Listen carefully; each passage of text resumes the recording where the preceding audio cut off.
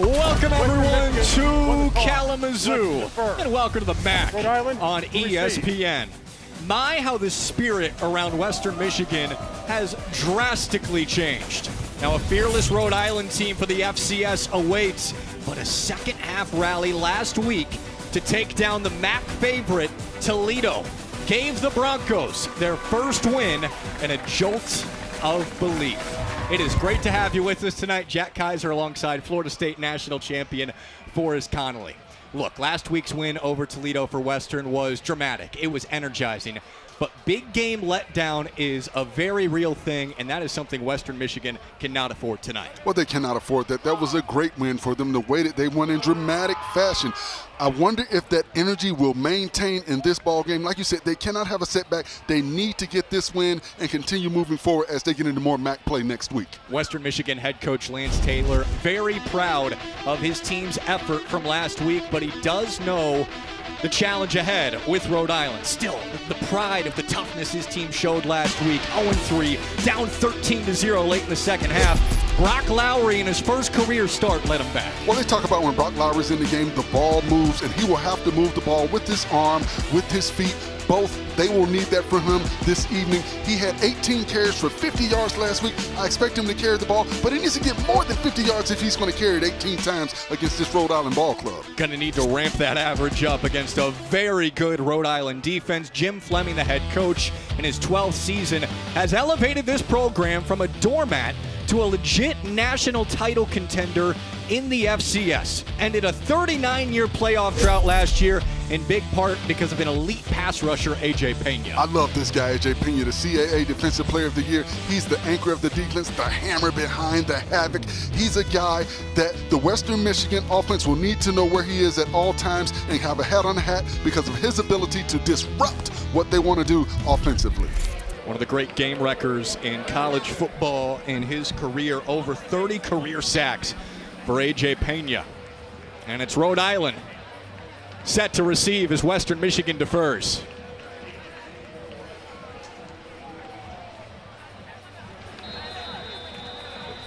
Trey Lubin deep. Hunter Smith set to kick off. Made a critical tackle on a kickoff last week to save a touchdown against Toledo.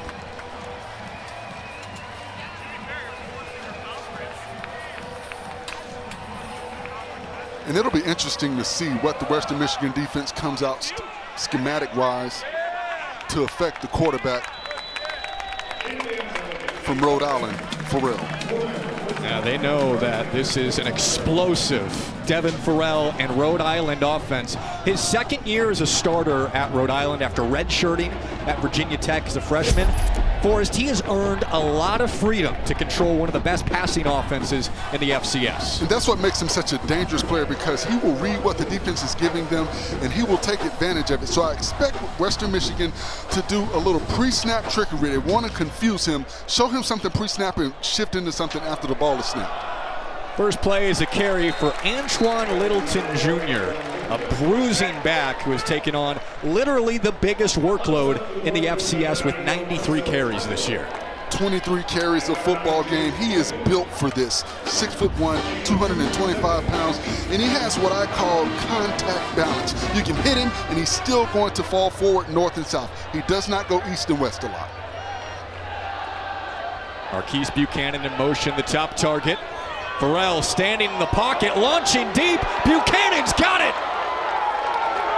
One of the great receivers in the FCS with a monster play to get this drive rolling. And you see right there, Devin Farrell recognized the matchup that he wanted. You see him look off the safety, look to the left of the formation, got the safety's eyes over that way. He knew he had Buchanan in one-on-one coverage on the outside against a smaller Joey Pope at 5'11" and 6'4". He had the matchup that he wanted. Tempo after the 56-yard gain, fade to the end zone and over the top, but a flag comes out intended for Buchanan with Franklin in coverage. Joshua Franklin, a penalty. And this will be a matchup problem all afternoon. Anytime they see one-on-one on the outside, they're going to go to Buchanan.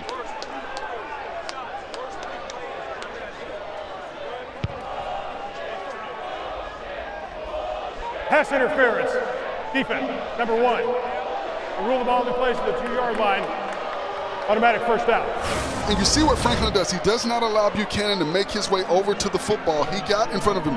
If Franklin turns around to try and locate the football, I don't think the officials make that call. But because he never turned around to locate the football, he impeded Buchanan's ability to get towards it. 4 plays and a touchdown for Rhode Island. Antoine Littleton with his 5th of the year, and the Rams came to play.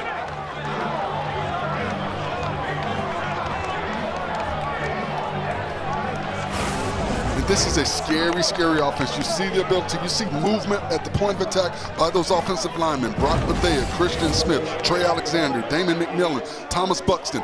All of those guys got movement at the point of attack, moving those Western Michigan players backwards.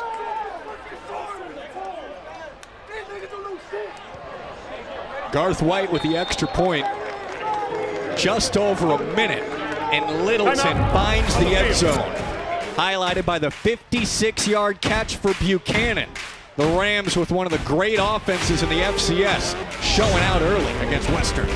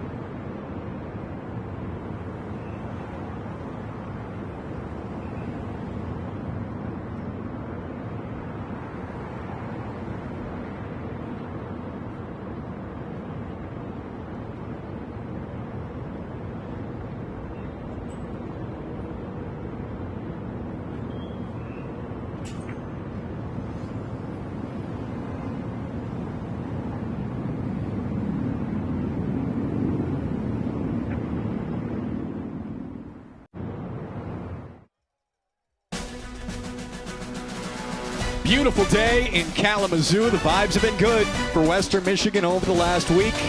Took down Toledo, the MAC favorite, but Rhode Island punches them right in the mouth to start.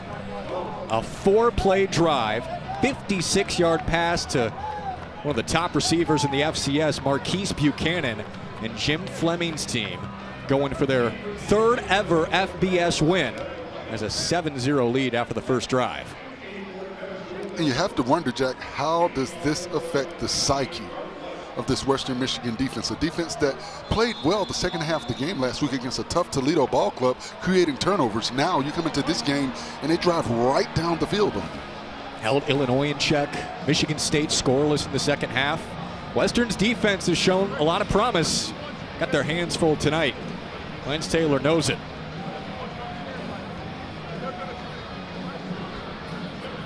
Garth White will kick. Devin Miles deep to receive. And taken by Western Michigan, and Miles scoots across the 20. Here comes the Western Michigan offense, and Brock Lowry for the first time. His 2nd career start today, but he had his first full week to prepare as the definitive QB1. And the goal for Rhode Island coming into this football game is to contain Brock Lowry. They have to keep those edges, keep contained, keep him in the pocket. You don't want to allow him to get outside of the pocket and be a creator. That's where he's most dangerous. It is a run-heavy Western Michigan offense. To throw on first down. Miles out of the backfield and wrapped up for a loss.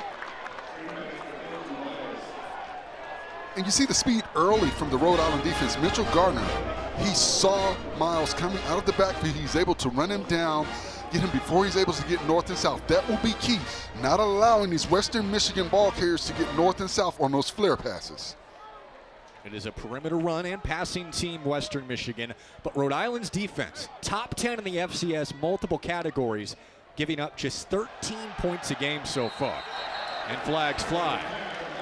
And I tell you what, I wonder what the officials are going to call on this play, because the offensive lineman can move if the defensive lineman makes them move, but it has to be offside. Defense, number 8. Movement in the zone, causing an offensive reaction. You got 5-yard penalty, second down.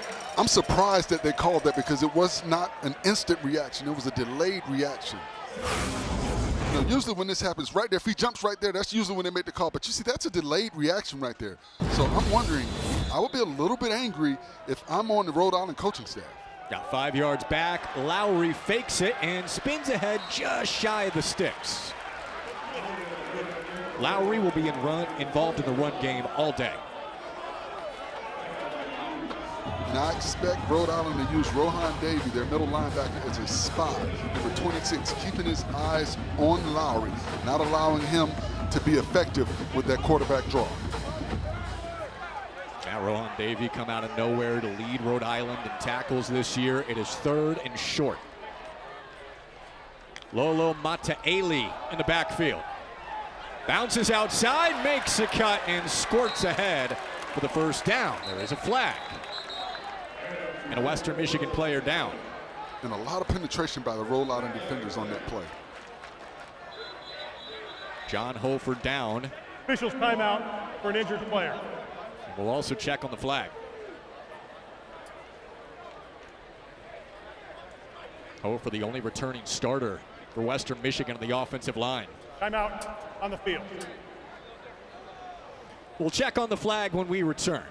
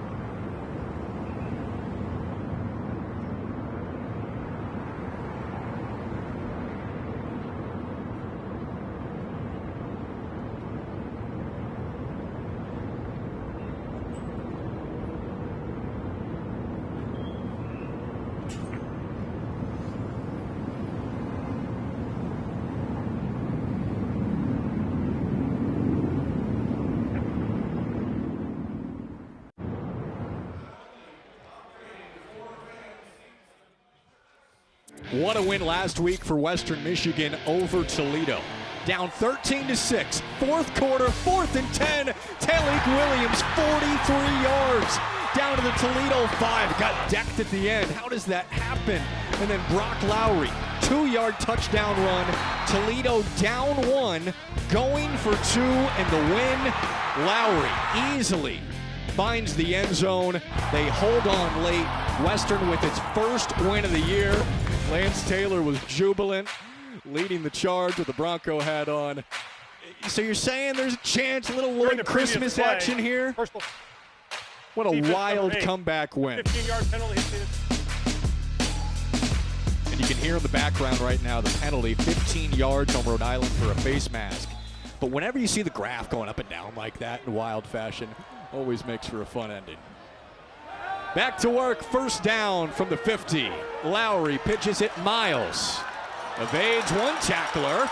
Oh, he cuts it back.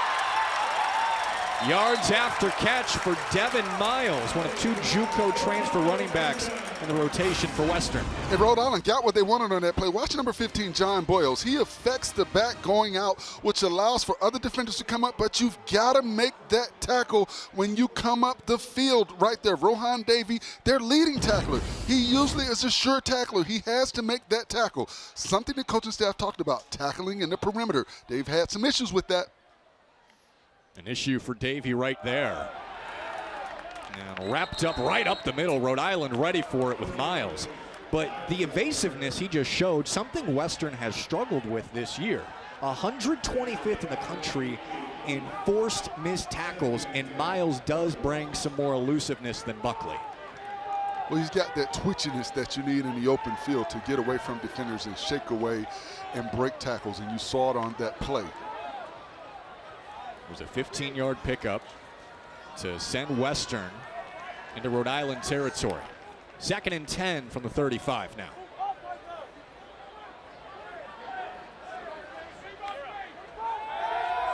Lowry looking deep down the sideline, just past the hands. Intended for Tailique Williams, coming off one of the best games of his career.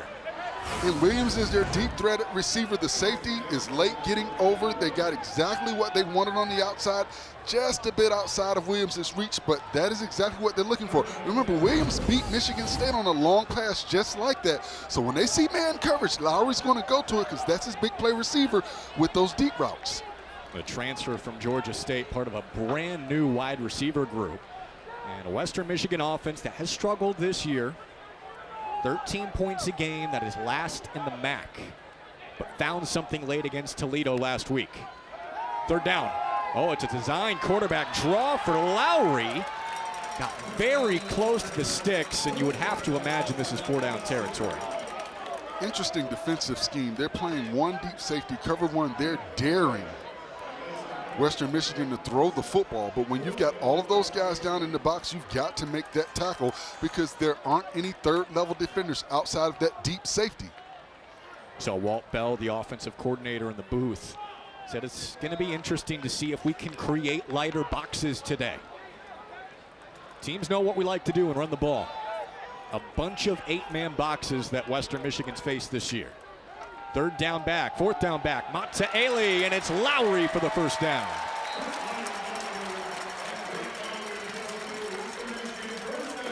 You see they've got everybody crashing down, and Lowry does a good job of pulling the ball out. He reads what the defenders are doing, the defensive end, loses contain, crashing down, thinking it's going to be a dive play to get the first down, and Lowry's able to pull the ball out at the mesh point and get around the edge.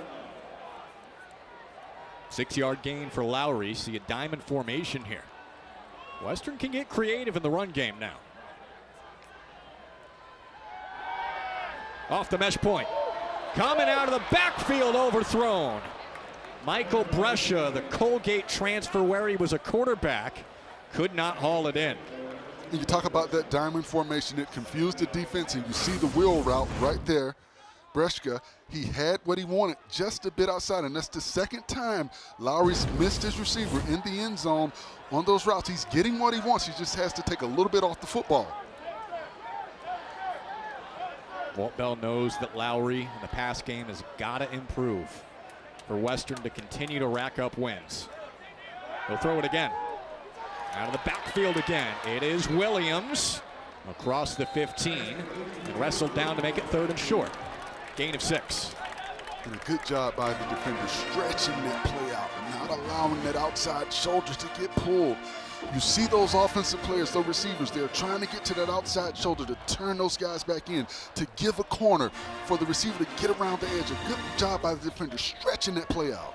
Justin Carcel on the tackle.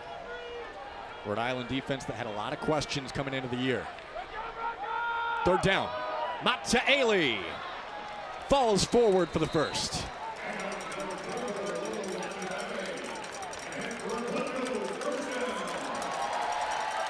You know, we've seen Miles and Mataele, the two transfers from junior college. We still have not seen Jalen Buckley, their feature back yet.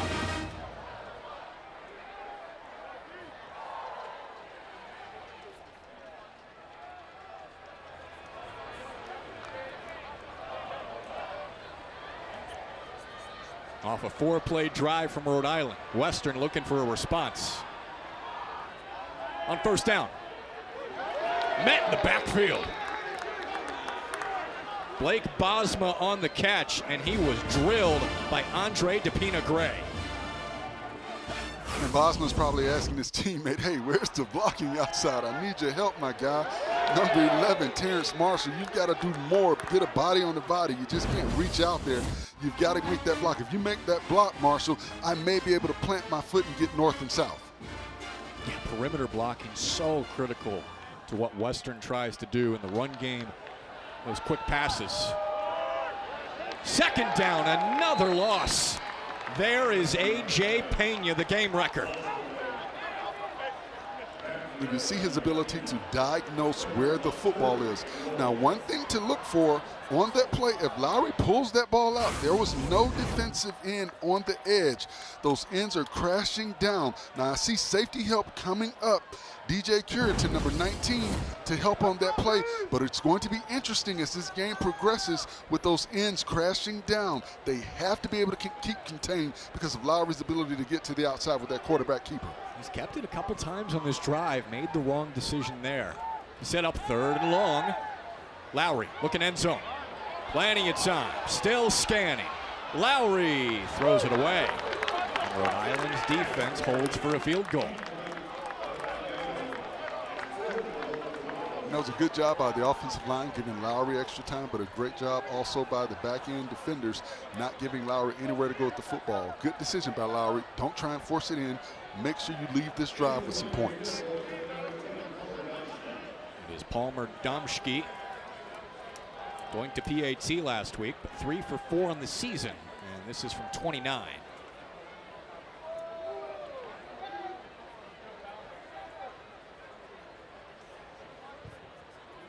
Got it. Western answers with points, but a win for the Rhode Island defense as Western was approaching the end zone.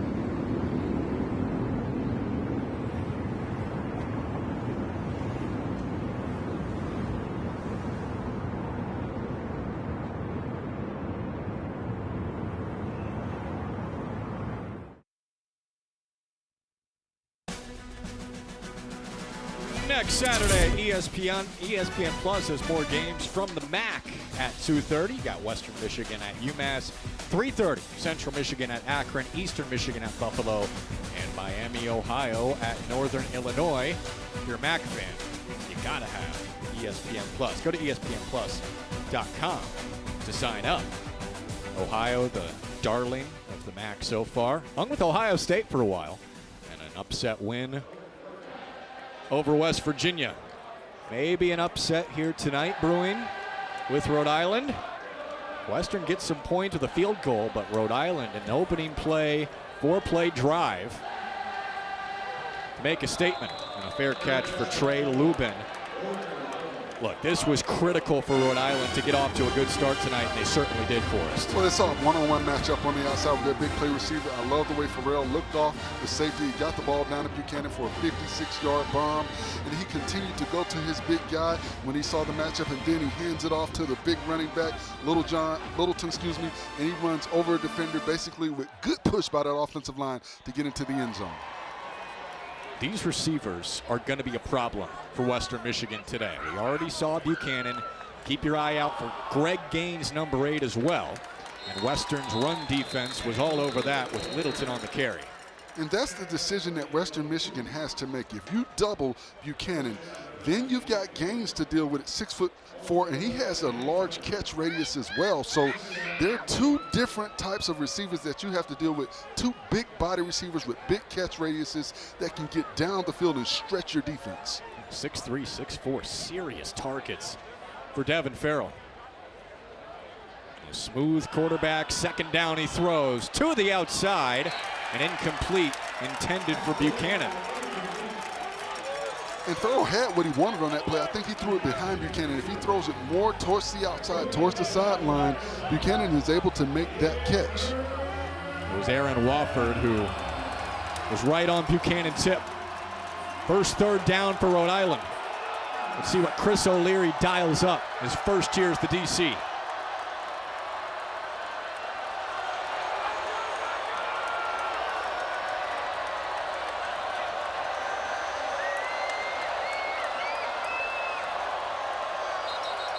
Whistles blow.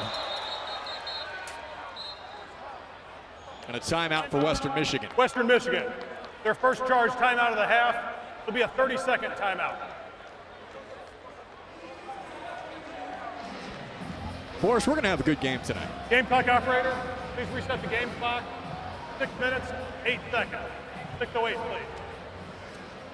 Well, I think this is a game of chess right now. When you look at these defenses, Thank you. For Western Michigan, I think they're going to disguise coverages throughout this afternoon, throughout this evening. They're going to show one thing to Devin Farrell and then shift into something else. You saw initially it looked like they were playing cover 4 on that, a shell with 4 deep safeties, but then they went into more of a man coverage as the ball was snapped. And I think that's why Western Michigan, called timeout, because they recognized what Western Michigan was trying to do as far as the chess match on that play. So they wanted to make sure they got the correct defense in. It is a blitz-heavy defense.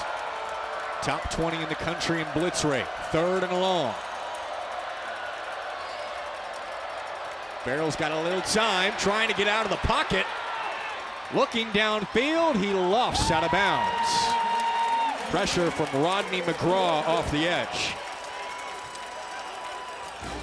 And that's when the timeout is worth it. When you can get a timeout, put the right defense in, and get the right amount of pressure. They had coverage on the backside. Farrell had nowhere to go at the football. A good job by those defenders covering up those receivers, but also getting pressure on Farrell and not allowing him to get down the field where he wanted to go at the football.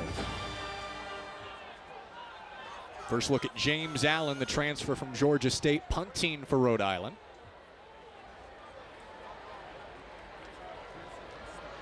Averaged 45 yards a punt last year. Pretty good one, angled towards the sideline. Away from Joshua Franklin. 45-yard punt, and Western will head back to work just over midway through the first quarter.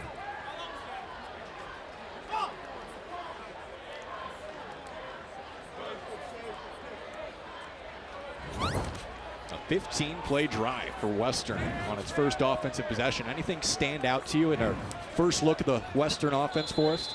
Well, red zone. You've got to score touchdowns when you get inside the red zone, when you get close to the red zone. For them, I think they want to get more touchdowns getting that deep into the enemy's territory as opposed to getting field goals. They were able to drive the ball down successfully, but as they got closer to the end zone, it got tougher. Matzaeli on the first down carry, picks up 9. Again, we still haven't seen Jalen Buckley for Western Michigan. And one of the things, again, Rhode Island has to be weary of when you've got so many players down in the box. They're not that many second-level defenders. So you've got to make those perimeter tackles. You've got to get up in the box and make those tackles. You can't have everybody downhill, one deep safety, and not make the tackle. Multiple missed tackles on the opening drive. 2nd and short. Out of the pistol, Matzaeli bowls ahead. He is a north-south runner from the College of San Mateo in the Bay Area. Was terrific last year on his way to a national championship in JUCO. And you see what they're trying to do to this Rhode Island defense. They're trying to wear them down, knock them back at the point of attack. They're getting good movement at the point of attack by their offensive line. They've got a 36-pound weight differential, and you're starting to see that they're leaning on those defenders, getting movement. Empty set, outside. And Marshall tried to dodge ahead, a short pickup. Terrence Marshall, first catch of his college career, the redshirt freshman out of the Florida Panhandle. We talk about the offensive line and that weight differential. This is a dream matchup for a young offensive line. Well, you can say that from the standpoint of run blocking, but when you're talking about pass protection, you've got those smaller, quicker guys. You've got to be quick on your feet.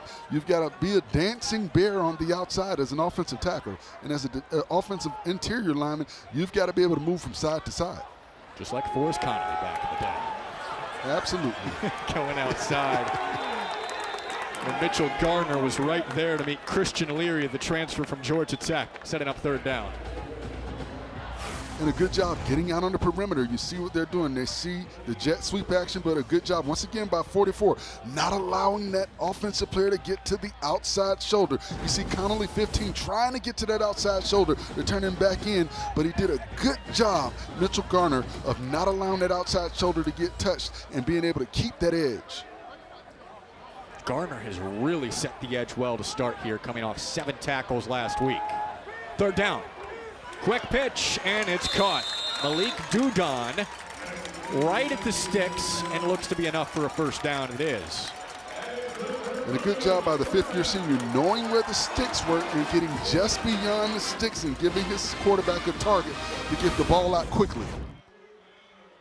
You see that came with the stunt. You saw the defenders coming around, and a good job by Lowry getting the ball out to Dudon right as he got past the sticks.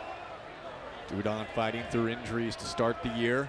Very experienced, 6th year in the program. Miles has a hole, puts his head down for a gain of 5 on 1st down. And Western Michigan may have gotten away with one on that play. It looked like the offensive player was moving towards the line of scrimmage before the ball was snapped. Interesting that the officials didn't catch that. Yeah, with all the motion that they use in the run game, you would expect that to be a problem once in a while. We'll keep our eye out for that. Miles still back there on 2nd and 6. Setting the block for Lowry, who plows ahead for another 1st down. And Rhode Island is right where they need to be. Rohan Davey, their leading tackler, flashed on that play.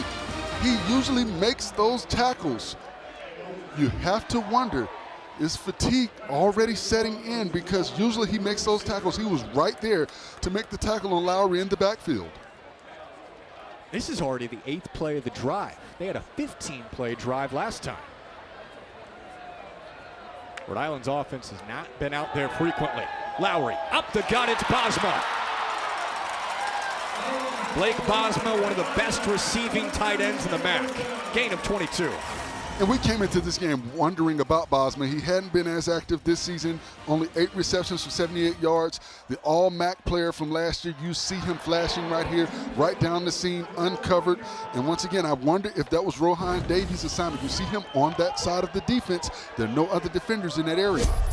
Davies been really good to start the year, but just a sophomore and barely played last year. It's his first FBS game. Western on the charge again. Option. Pitch it. Cole Cabana, the Michigan transfer, darts ahead.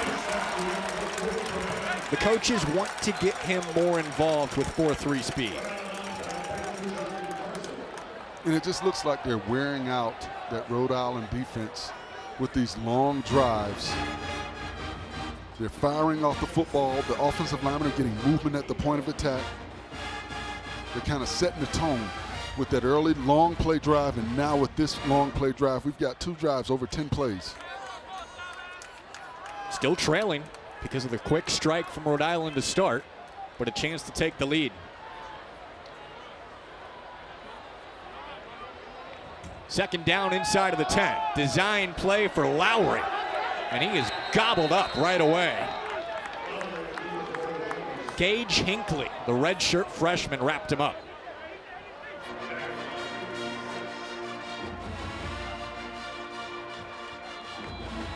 It'll be third down when we come back. Quick first quarter.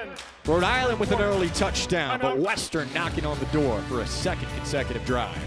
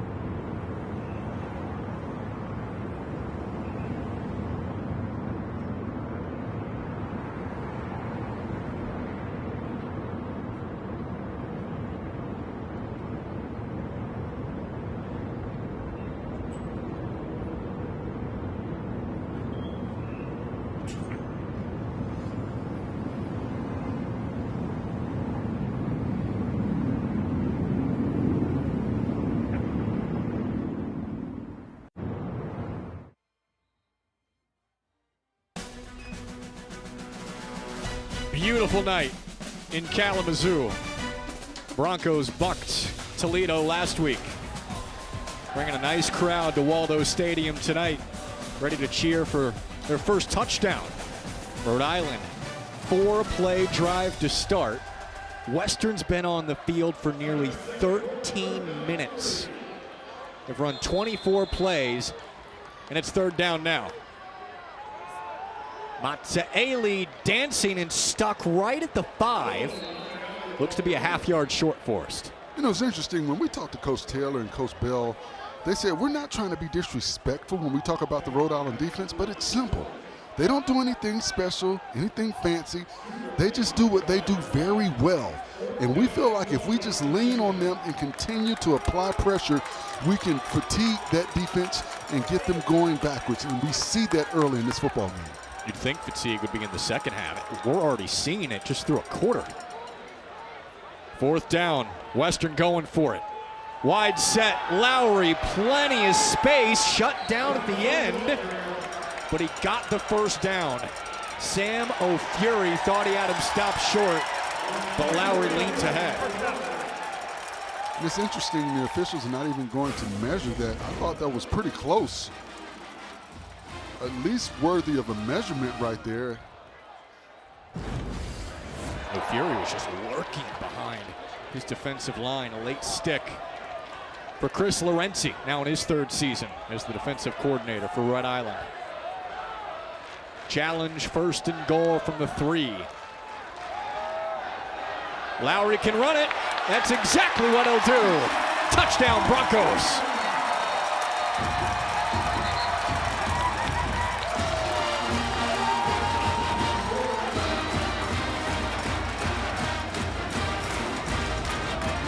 And I'm wondering what Allende Johnson is thinking on this play, number 6. You've got coverage on the outside with your defender, so you've got to come up and challenge that quarterback. He dropped back into coverage. He had his teammate right there to cover the receiver, Brescia, so you've got to come up and cover that quarterback up. You can't drop back because you gave Lowry all the room he needed to basically walk into the end zone.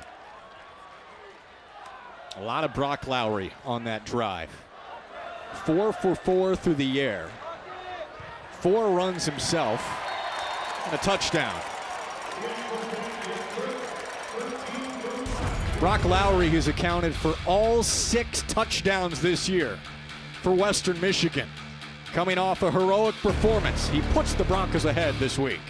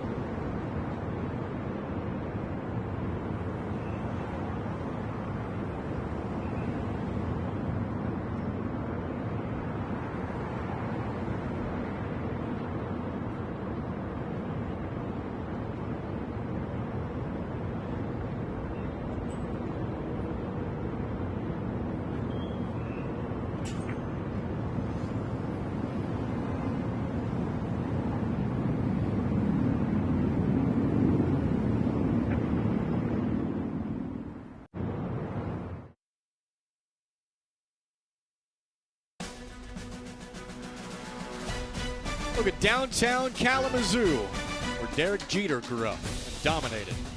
Kalamazoo Central High School. Batted over 500 every year before going to play with the Yankees. Brock Lowry had a pretty good percentage of the plays on that last drive for Western Michigan. Led him right down the field. Great decision making by Lowry. Did a good job of reading and taking what the defense gave him and putting the ball on his receivers when he had the opportunity to, something he missed early in some of the earlier drives, but he was able to get the receivers the football when he needed to and make the good decision to keep the ball and get around the edge when the defense gave him those edges. Also got to keep in mind, this is his second career start. He hasn't played in live game action a ton since high school. And when we talked to him, he talked about how excited he was last week to get that start and kind of get past that first start jitter. Rhode Island will start just about the 20 on the return from Trey Lubin. It was an emotional win for Brock Lowry in Western Michigan last week. Talked about maybe a letdown coming in. Rhode Island, top 10 team in the FCS. They go up 7-0 right away, but Western controlled most of the first quarter after that, and now it's Rhode Island's turn to respond. And it starts with Devin Farrell. He has to do a good job of finding the seams, making good decisions, getting the ball to his playmakers, and keeping the football when he has the opportunity to get around the edge. Littleton on the ground, and crashing in was Rodney McGraw for the tackle.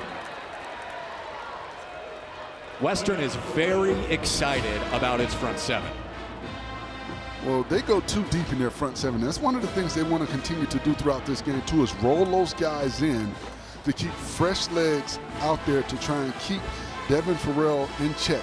You don't want to get Devin Farrell the opportunity to get to the outside. Elite speed.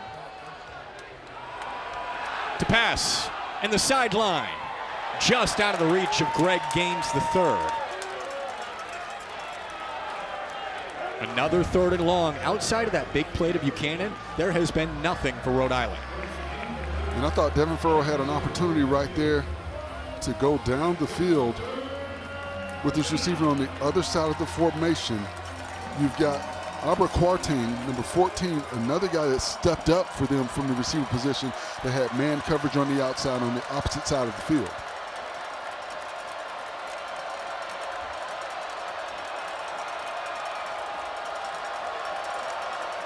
A check for Farrell on 3rd down. Looking Buchanan's way. Pressure coming, he's down. Kershawn Fisher off the edge. And it all starts with immediate pressure from the outside. You see Farrell has nowhere to go at the football. He's trying to look down the field, but he's got immediate pressure coming from the outside. The offensive tackles have got to do a better job of setting to the outside, not giving up that outside edge, a short corner. You can't turn your outside shoulder too early. You've got to get 3 kick steps prior to opening that outside shoulder and giving up that short corner. Rhode Island knew this would be the biggest challenge their offensive line has faced all year. Allen from his own end zone. Just past the 50, and Franklin with a fair catch. Western defense starting to find its footing. Offense back to work.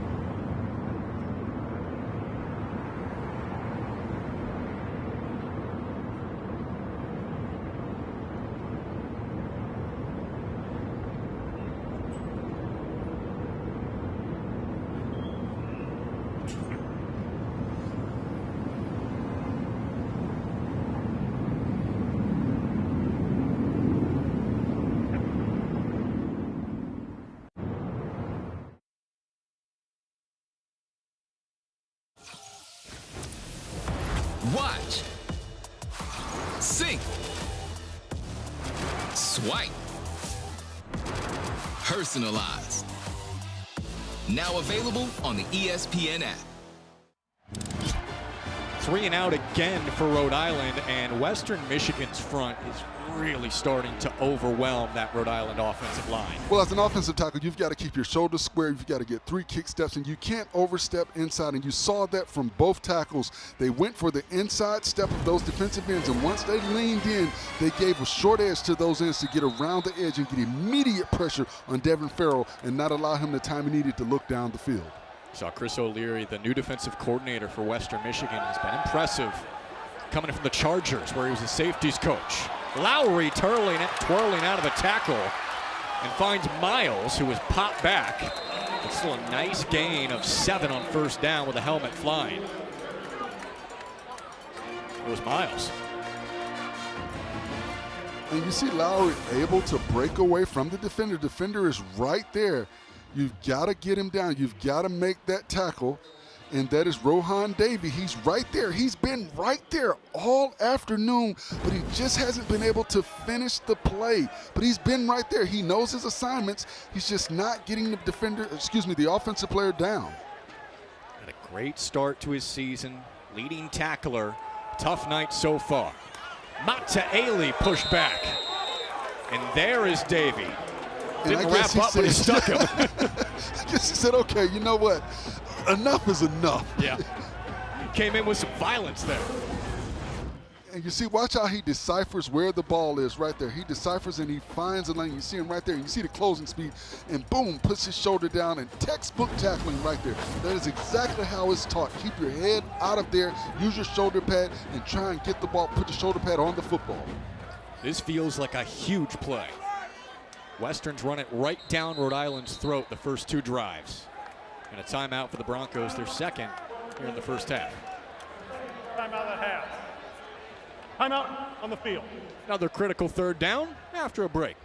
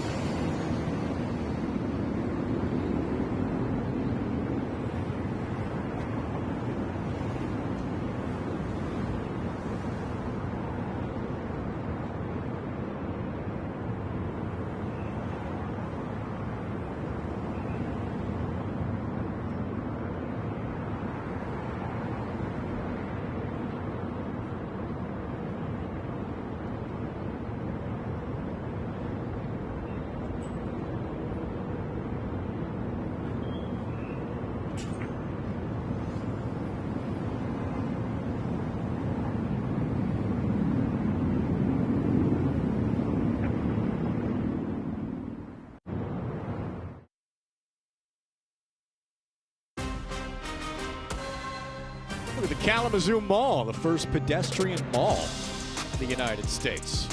Might catch Forrest and I there grabbing some ice cream after the game. Sounds pretty good right now. Tell you what, Western Michigan's offense has looked real sharp to start, especially on the ground. Another 3rd and short. No surprise, it's Lowry, and he's got the first down.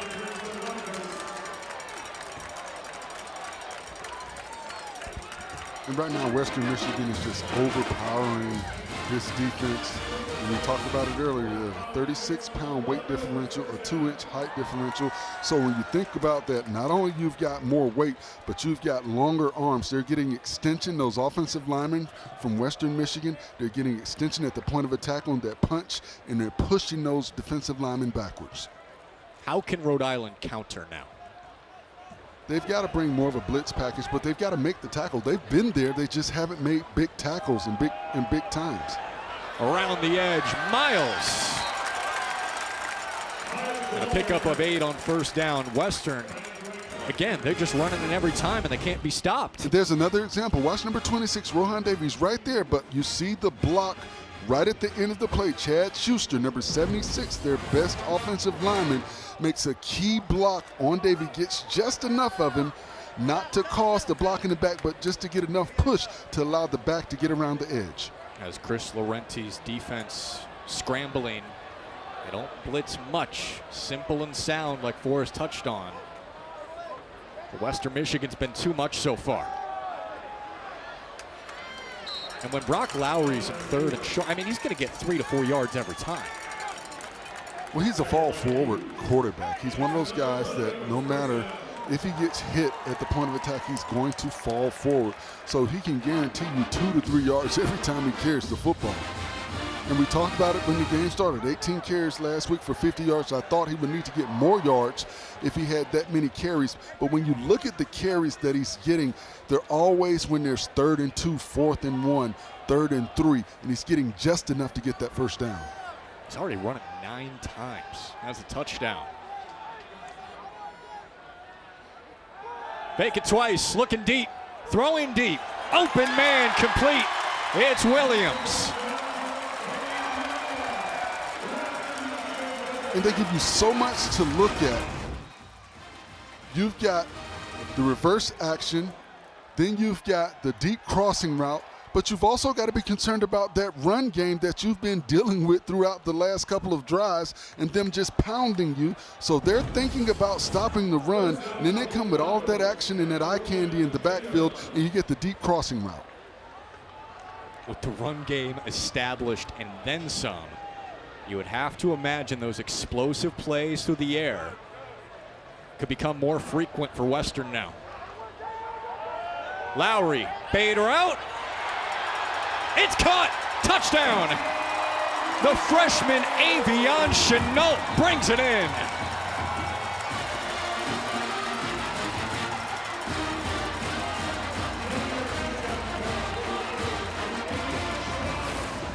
A couple of things impressive on this play. Watch where Lowry puts the football, and Chenault is being interfered with, and he's still able to squeeze that football and keep both feet in bounds. This will be good on Sunday.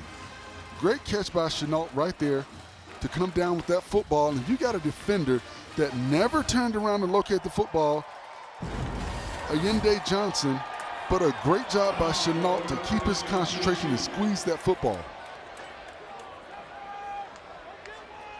The first touchdown reception by a receiver this year for Western Michigan. And the first in the career of Avion Chenault. Of course, that drive was only 7 plays. Seemed like a short drive for Western Michigan. And one of the things, again, I love about Chenault is his ability, and the coaches talk about him being a young player but very physical, the true freshman.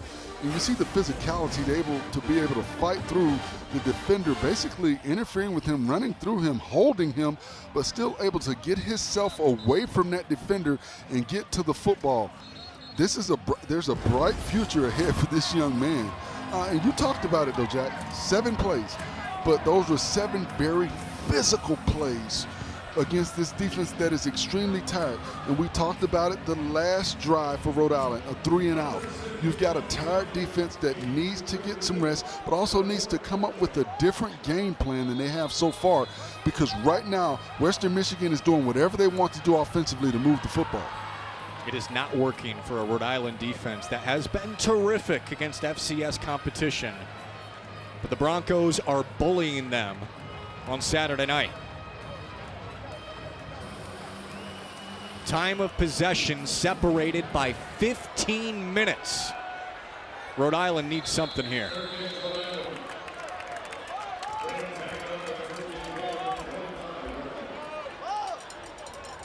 They haven't gotten the running game going at all, and you would have to imagine Buchanan's going to be a target on this drive. The Buchanan has to be a target, but I think you also need to try and get the ball to Littleton. Some flare passes. That's an extension of the run game. Get him the ball out in space. They're not getting movement at the point of attack for him to run downhill. So get him out, in the flat. Get him the ball in space. Allow him to be a playmaker. There it is. Quick pitch to Buchanan, rather Littleton, and he's spun down for a loss. Western was waiting for it. But Connor Finer has to do a better job on the outside blocking, the tight end. You can't allow the defender to get up the field. You've got to sell that as a tight end. You've got to make a move at the point of attack. You've got to fire off the line of scrimmage to get that defender going backwards before he's able to decipher that the ball has been thrown out to the flat. Finer, part of a very experienced tight end group for Rhode Island. It's a veteran offense overall. Steady win over Long Island last week. Great start tonight. Now struggling. Farrell hangs in the pocket. Off the fingertips of Buchanan. There is a flag picked for now by Javarius Sims.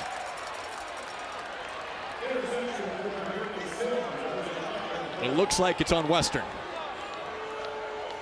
Holding. Defense. Number 12. 10-yard penalty from the previous spot. Automatic. First down. Holding on Dylan Moore wipes it away. What's interesting is Farrell had what he wanted on that play with Buchanan on the underneath route. He just overthrew him on that play. But luckily for Rhode Island, this drive is extended because of the holding.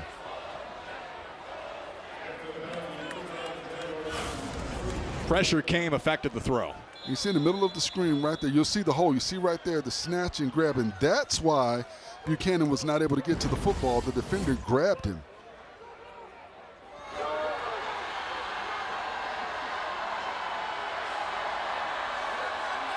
Here's Littleton coming out of the pistol, and that is what Rhode Island's been looking for.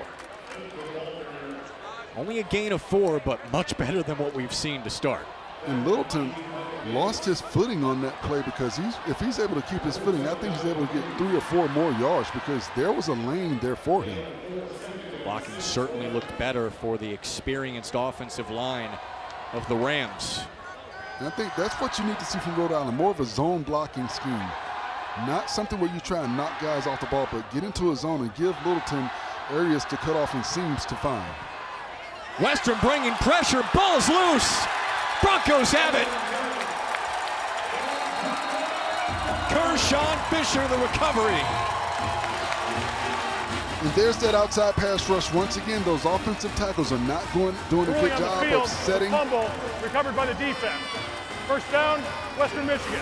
One of the biggest mistakes offensive tackles can do is open their outside shoulders. And you see right there, outside shoulders are open once again. And also the interior linemen are not being stout at the point of attack. You've got to sit down in your stance and punch and fight. You cannot give ground. You see on that play, Farrell tries to throw the football, but he can't step into that throw because he's got immediate pressure right in his face from those interior defensive linemen, as well as the pocket crashing down from the outside. Fisher hoisted on top of the proverbial horse after the turnover, and Western can gain a lot of separation here with a touchdown. Cabana's first carry, make it a second, gain of 1.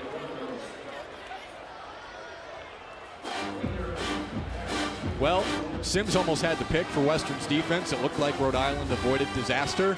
Disaster came anyway.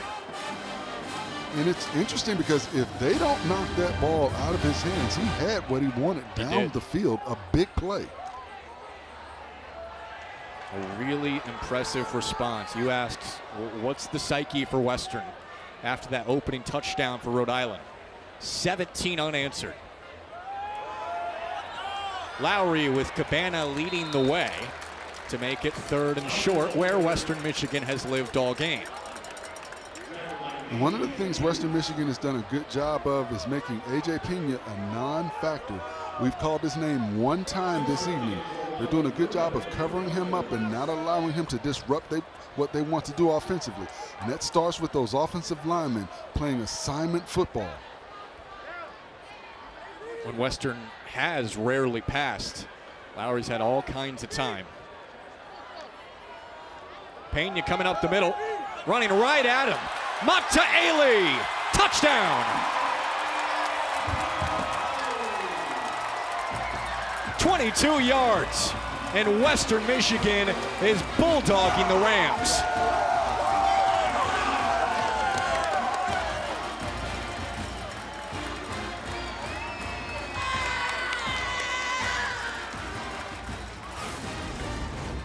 And look at this good movement at the point of attack. Everyone covered up. All 11 players are blocked, and it's just one-on-one on the outside. And number 21, Layson Hibbert, cannot get to him. He's able to get to the outside, and once he does, Mahatale is able to get to the end zone.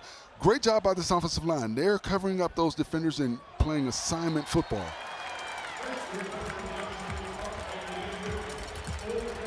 Watch him. Watch Mataele. Watch him. He's getting to the second level there. No defenders there. The first defender he sees is a third-level defender, and he's not able to get to that side of the football, Layson Hibbert, to get a hand on him. And that is one of the fears. When you've got all of those players, Jack, down in the box, when you get to that second level, there are no defenders left when everybody's crashing down. And it all starts, once again, with that offensive line playing assignment football, knowing what they want to do. And it goes back to the coaching staff telling us, there's nothing fancy about this defense. It's simple. We've just got to play assignment football. They just do what they do very well, so they know who to block, but they just have to make those blocks. And that's something that they've been doing throughout this evening, covering up those defenders, making those blocks. Execution's been terrific for Lance Taylor's team. Looks like he could still go out there and play.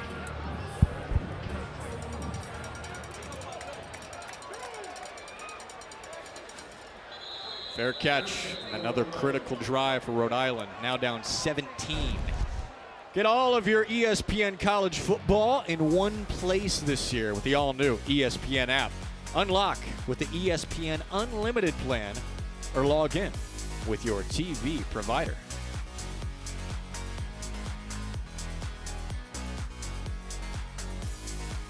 Glad to have you with us on ESPN Plus. Jack Kaiser, Forrest Connolly, and a jacked Lance Taylor.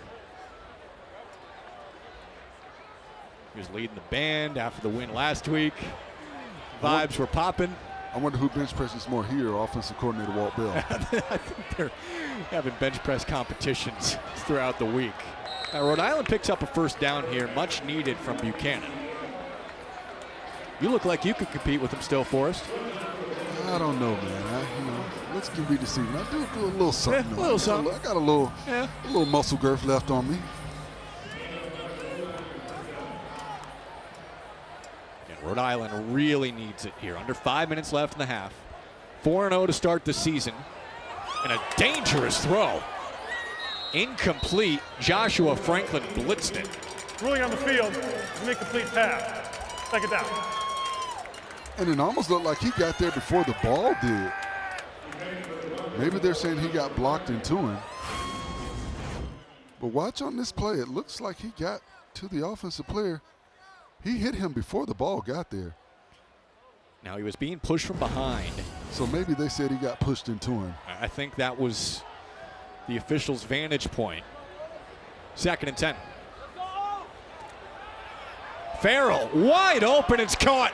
The tight end, Connor Finer, down the sideline. And the Rams pick up a big play when they need it. 26 yards.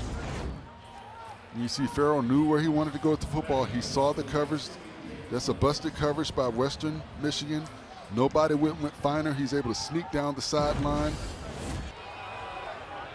Lane open for the bruising back, Littleton. Pick up a 5-6 on first down.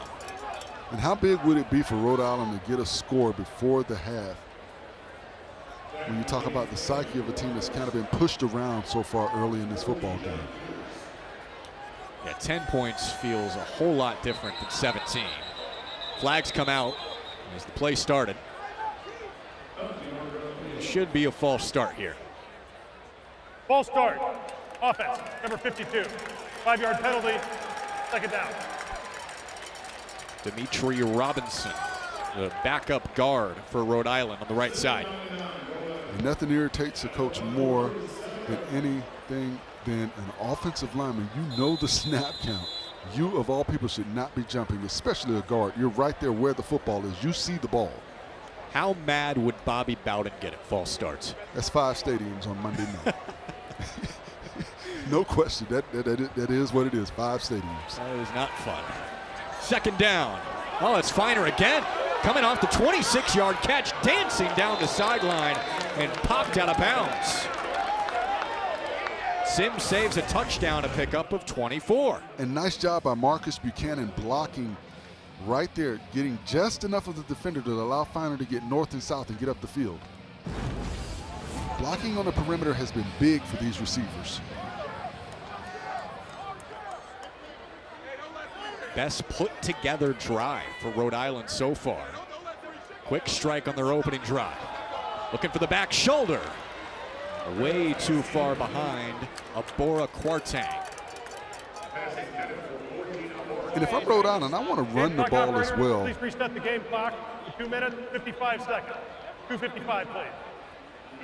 If I'm Rhode Island, I'm also thinking about running the football as well. I want to keep this clock moving. We want to get a score, but you don't want to leave any time on the clock for this Western Michigan offense to get back on the field. They've shown an ability to drive the ball down and get big plays against a tired defense. So you definitely want to get a score, Jack, but you want to run some clock as well. Just under 3 minutes left. The clock is stopped. Second down. And you know you'll get that 2-minute stoppage as well. Farrell going end zone, deflected and picked. Micah Davis has it. Little bit of daylight, got a block. Down the sideline and out of bounds.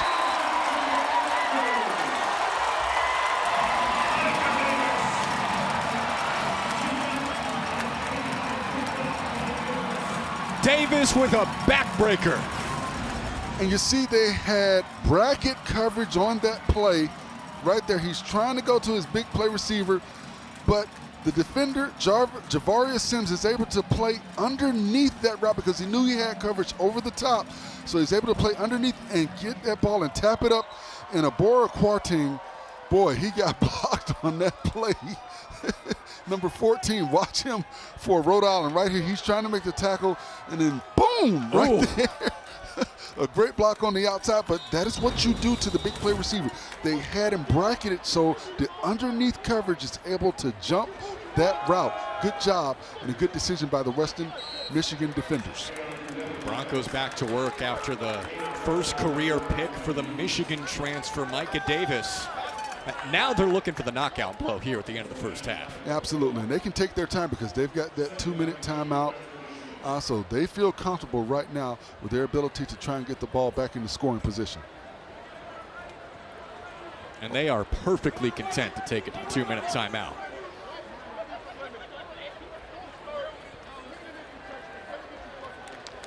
Rhode Island's no slouch. This is a top 10 FCS team that led 7-0 within a minute. But Jim Fleming's team's on the ropes with 2 minutes left in the first half. 24 unanswered for the Broncos.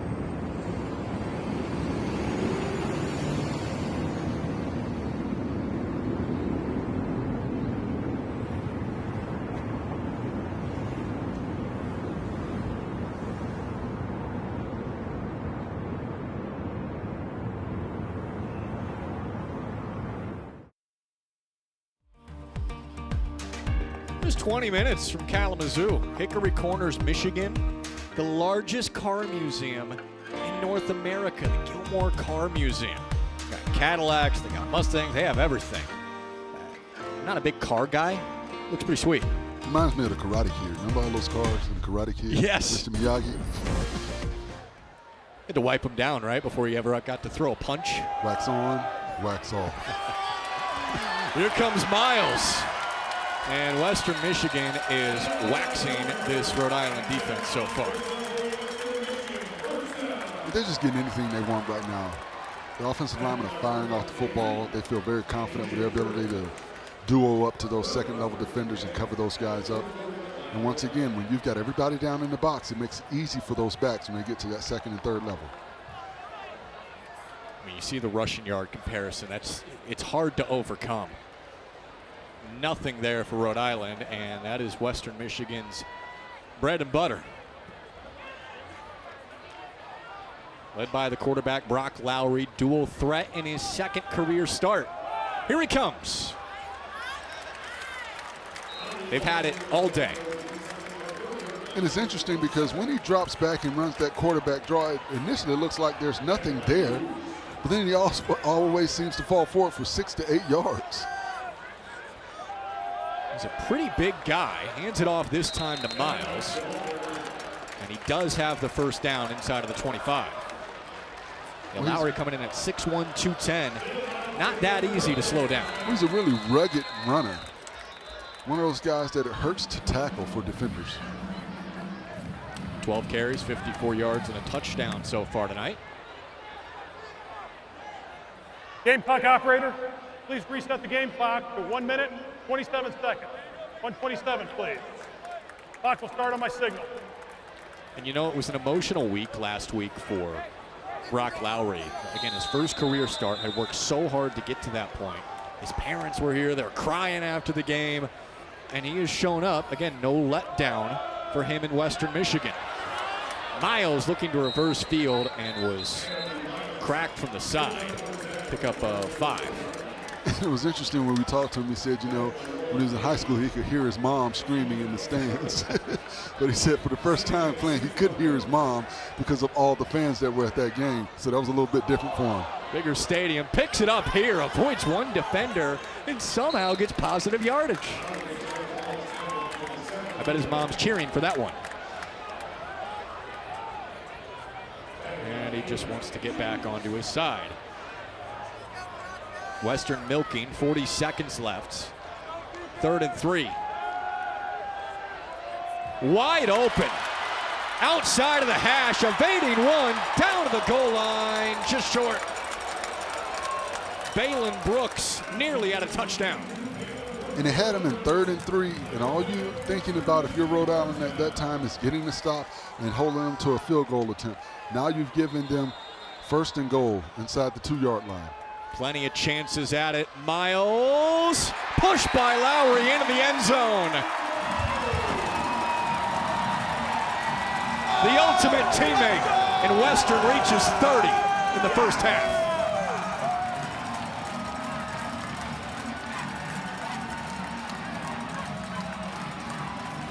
And as opposed to the tush push, the QB push right here. You see the quarterback right here? Let me just give you a little bit of a tug, a push right here to get on into the end zone.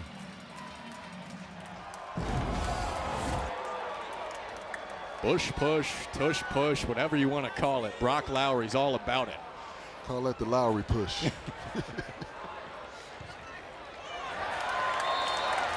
Western Michigan has scored on all 5 of its possessions in the first half.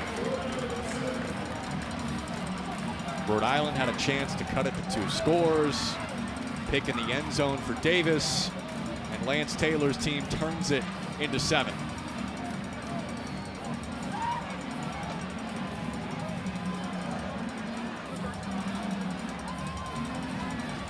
The big question for Devin Miles in Western Michigan this year, could they take the next step from middle of the pack of the MAC to a top 4 team where they had been with PJ Fleck? Since 2016 in that undefeated season, they've been 5-3 or 4-4 in the MAC every year.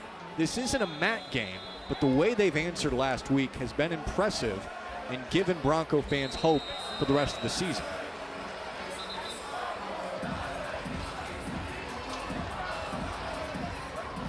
You have to look at what they've been able to do in these games. You know, the timeout, Western held Michigan.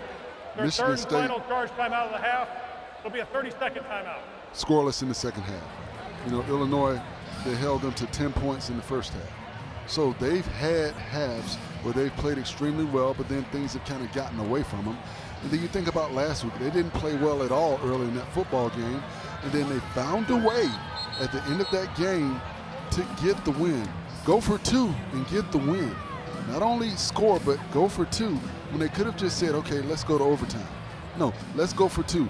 And I think what that does is that kind of gives your team the fire that they need moving forward to say, hey, guys, we believe in you as a coaching staff. We believe you can get it done when our backs are against the wall. But we're going to take chances to try and win big football games. And they took that chance, and I think that is what has propelled them to what we're seeing in this football game. Because Rhode Island is not a pushover ball club. No. Don't be fooled by the score. You could see Rhode Island deep into December in the FCS. This is a top 10 team, and Western Michigan has looked terrific. Only 20 seconds. You would imagine Rhode Island will take a knee. Western Michigan gets the ball to start the second half, too. Well, for Rhode Island, you've just got to go in and you've got to regroup and you've got to figure out what you're going to do defensively the second half. They've been able to move the football offensively at times. You saw that last drive prior to the interception. They moved the ball down the field.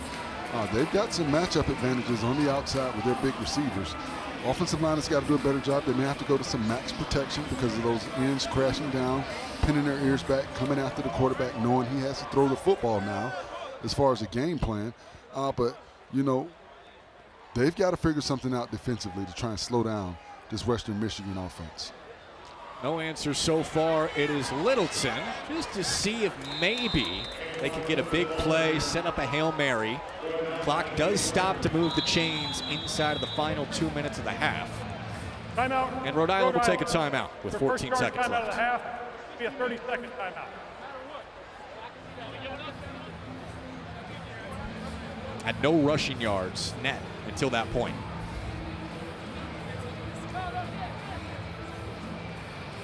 You talk about no rushing yards. You come into this football game, and Western Michigan is giving up 179 yards rushing a game. That had been their weakness. And they have totally shut down this Rhode Island rushing attack. And you always wonder about the physicality mismatch, FCS to FBS, if it will take a hold, and it certainly has tonight.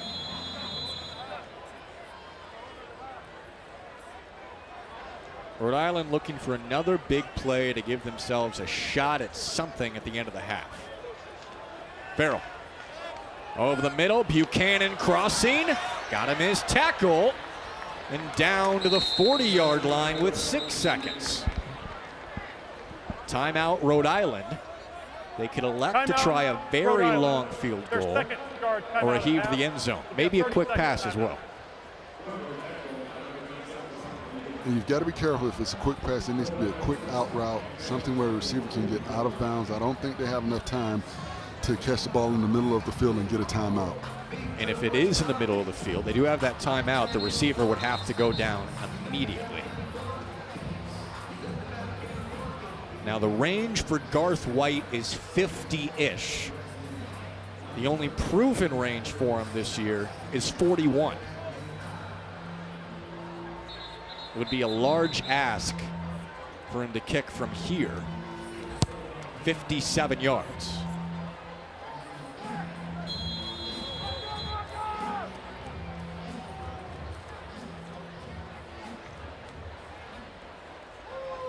Rhode Island took just a minute to score a touchdown in this game. Nothing since then. 6 seconds, Farrell. Going outside, got to get down. There's not enough time. Needed to be quicker for Rhode Island.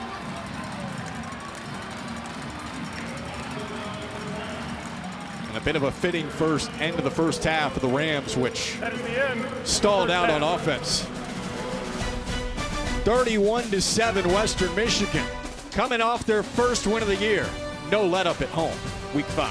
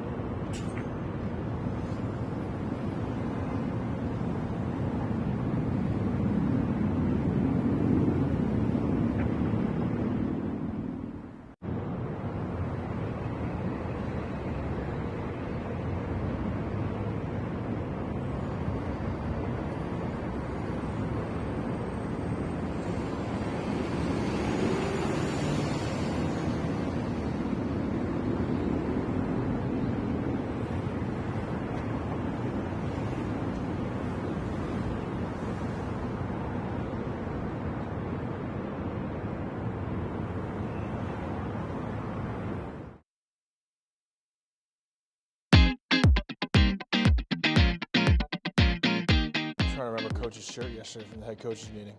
This one. Yeah. This one. It's this one. Yeah, that looks weird. I worked there. I should go get that one, right? What? Are you serious? Is this one? Oh, no, there it it's is, this right one. there. Yeah, okay. Block Boys. Yeah. Yeah, this is the right one. What? What? This one's the right one. We going with that? Yeah. Left. Yeah, this one. Okay. We going yellow. That's correct. These are hard. Oh, no, I know yeah, that. that Yeah, one. yeah. This one. No. I think it's this one. Yeah. I think it's that one. I think it's that one. All right, I'm not taking that over. But I think it is the left one. I think it's the jagged. Yeah, it is the jagged, yeah. Jagged? Go. Okay. This logo. We knew that one. Look at that. Look at that. The beak is the only thing. The beak. It's this. Oh, it's. I gotta be this one. Yeah. It's these striped lines. Yeah. Either lines or I no think so. lines. I think it is that one. I think it is. They have all the lines. All right. Oh, it's the color. I think it's this one. I think it's that one too. Oh, it's the color of the beak. Yeah, it's the color of the beak. is different. Yeah. Left one. Or this one. Yeah. Our left. Or brown beak. I don't know if they'd have another color. Right? Maybe a white, yeah. White beak. Is it? This one. Oh. You think it's that one? This one's gonna be hard. It's the top. It's the nose. Is it this Yeah. one? Yes. Is it it that is. one? Yep. This one. I'm going to say left. Yeah. But why would they add that much definition? That's I don't a little know. weird. You like that one? All right. Okay. Yeah, Oh, look at the letters. They're kind of different too. I think it's here. It's that one. It's that one. I think No, it's not. Is this one? Yeah. It's that one. You positive? There's some white in there for sure, right? Whoa, whoa, whoa. Oh, I actually think it's left. you think it's that? Yeah. Sounds quick. It's the outline of the K, gotta be. Right. They got the outline on the K. The markings around are a little bit different, just like you're saying in the tail. Yeah. There's It's the outline of the K. It's gotta be yellow. Okay. Left. Yeah, that's correct. I feel like it's this one. I don't remember this these one little got too much. notches. It's got the more jagged than that one. Yeah, that was. No, actually. So it's obviously the right one. We don't have these these things. Oh, it's the corners right here.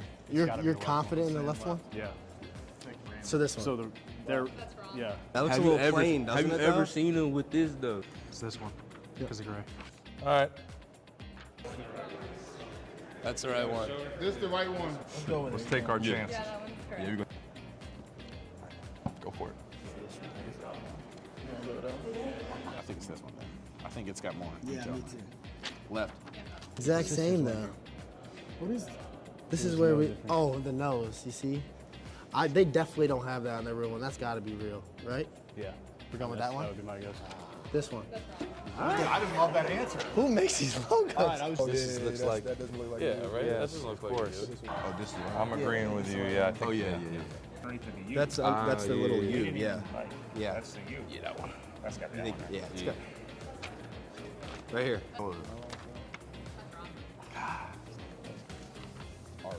Right. Oh, and the neck connected or not? Yeah, I think it's. Unconnected? Wait.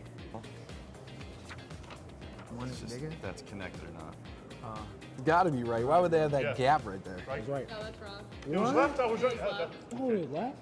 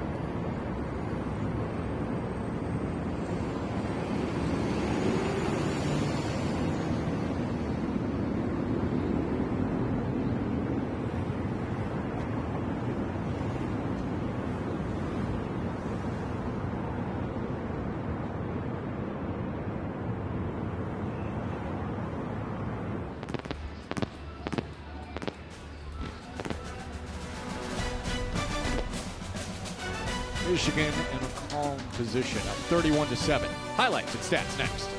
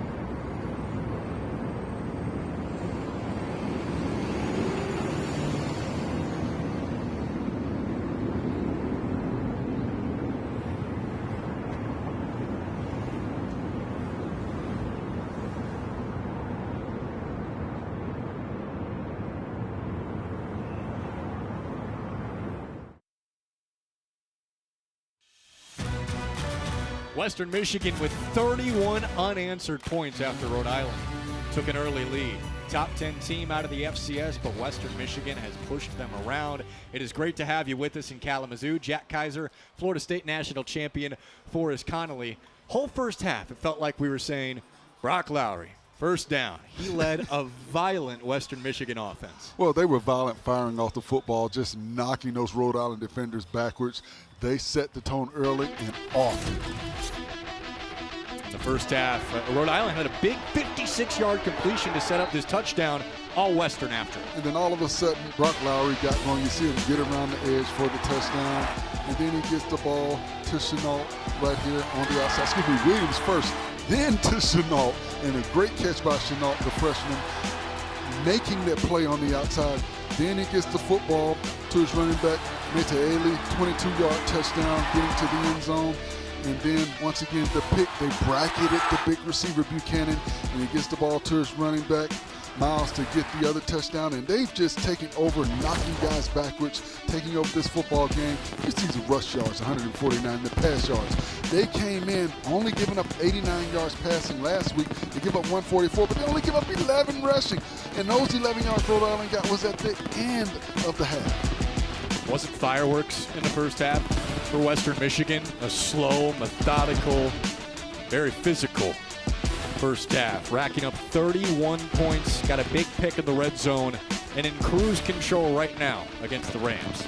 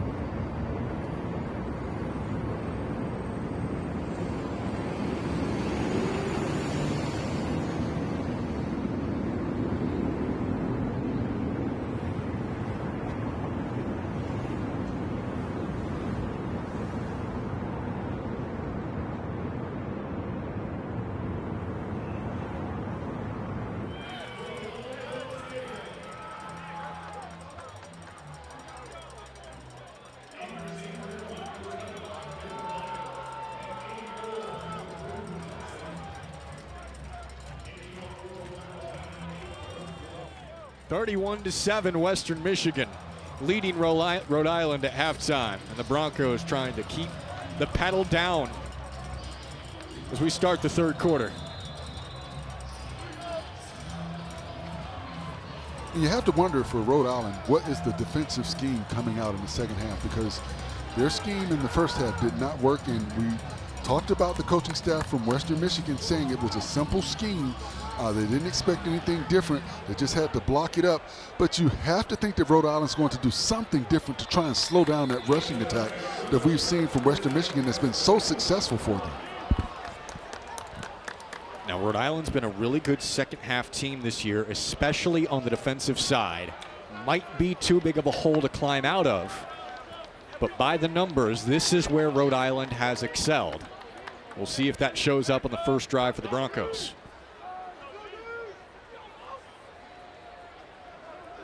10 points allowed all season in the second half by Rhode Island's defense.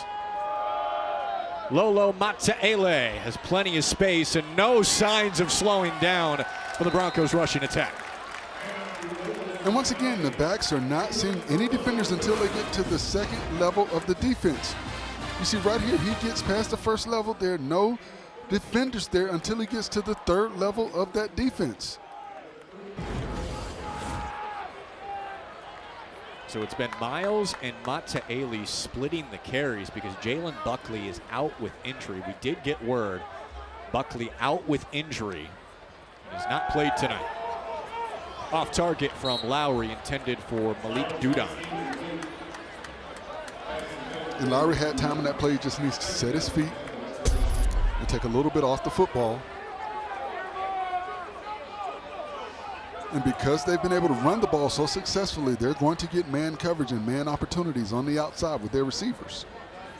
And Western would take those numbers all day from Lowry. It's not going to be explosive, but he's got to be efficient.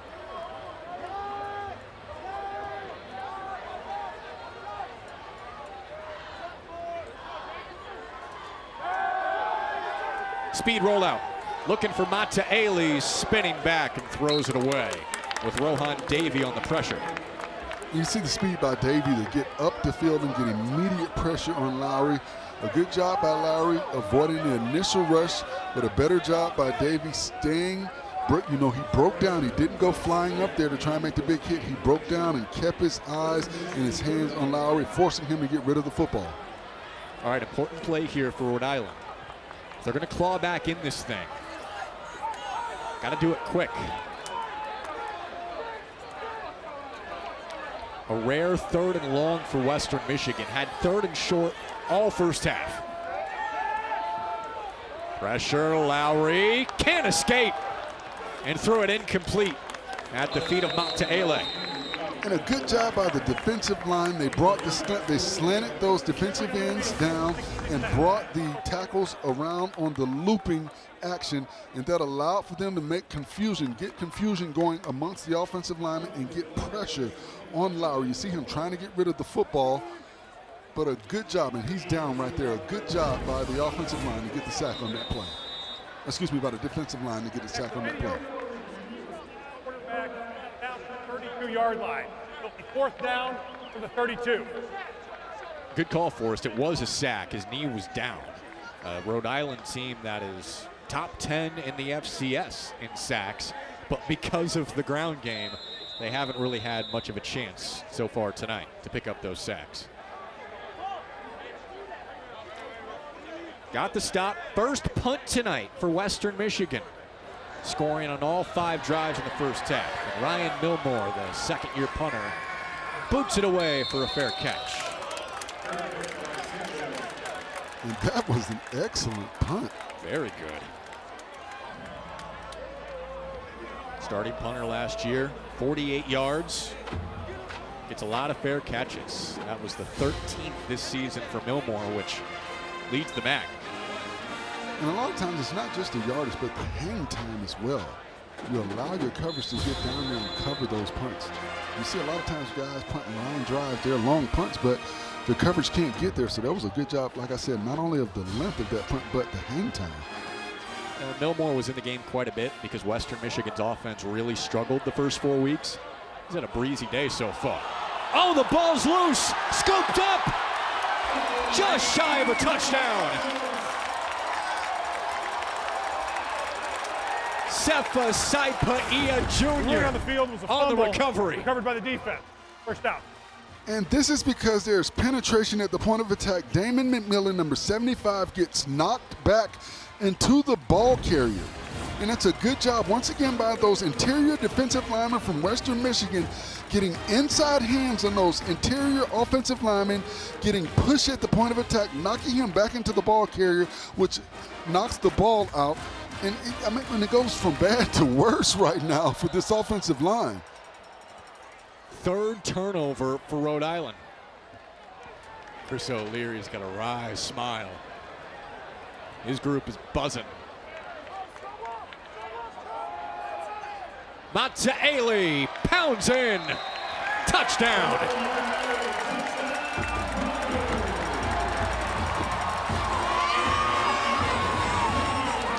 And you have to feel bad for this defense. They got to stop coming out after the half. A good job of getting the ball back to their offense in the first play.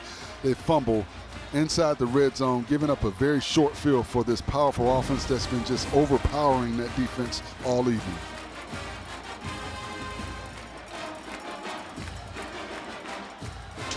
Points off turnovers, pending the extra point. So Matsaeli, after the fumble recovery from Sefa Saipaia, the transfer from Ferris State, a D2 national champion, said everyone called me Troy Polamalu growing up. Said that's the kind of impact I want to have on the game. He strikes in the second half.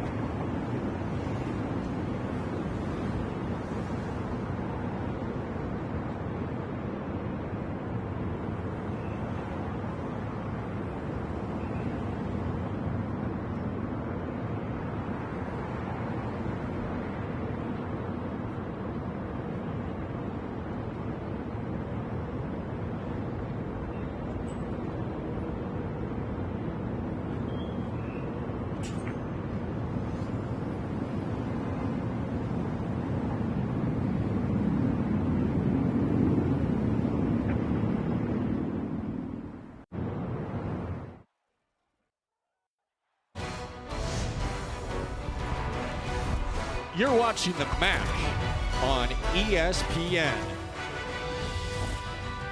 MAC's going to be wild this year. Already some crazy stuff happening. I mean, Western Michigan takes down the preseason favorite Toledo, dramatic fashion last week. And Lolo Matsaeli has been dynamic in the run game. Got a touchdown now, 57 yards to lead Western Michigan. Actually, a couple of touchdowns for Matsaeli, the junior college transfer. And it's all Western Michigan against the top 10 FCS team.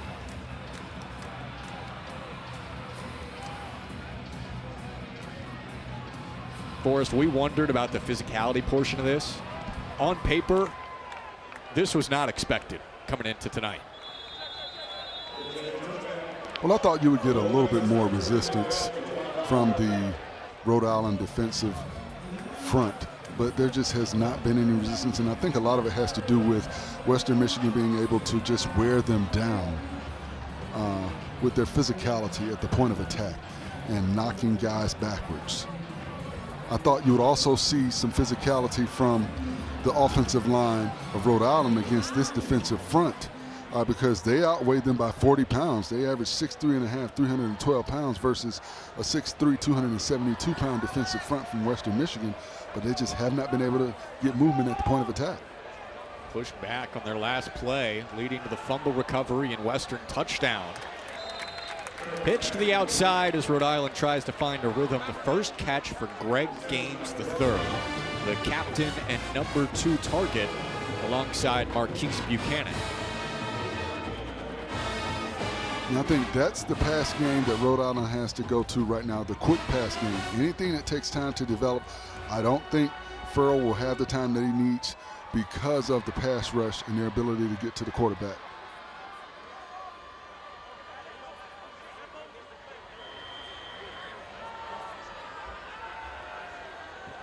Another short pass, Littleton. Got to make a man miss, and he doesn't. Joshua Franklin again with the tackle. And Franklin needs to be careful because he will get a taunting penalty. But a good job by Franklin getting on the outside and wrapping up the legs of Littleton.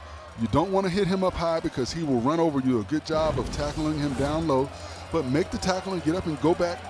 Act like it's something you're used to. Don't get a taunting penalty. Took a couple of years for him to settle into his position. Former quarterback and wide receiver. Been great at corner this year. 3rd and short. Pressure. Barrel. Nowhere to go. James Camden, the transfer from Murray State, sacks Devin Farrell. And this was a screen pass, but you have to get a block. You have to sell it. You see all the offensive linemen released on that play. You've got to get a hand on those defenders, sell the pass first, and then you get out to block for your back. They didn't sell it at all. They gave up immediate pressure. That was a jailbreak defensive front getting to the quarterback. He had no time to try and deliver the ball to the back. 3rd sack tonight for Western Michigan.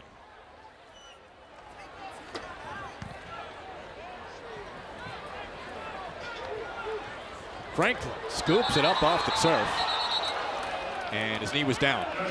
Back in the 30. A Western score again. Yeah, pretty much every time so far tonight. Now on top by 31.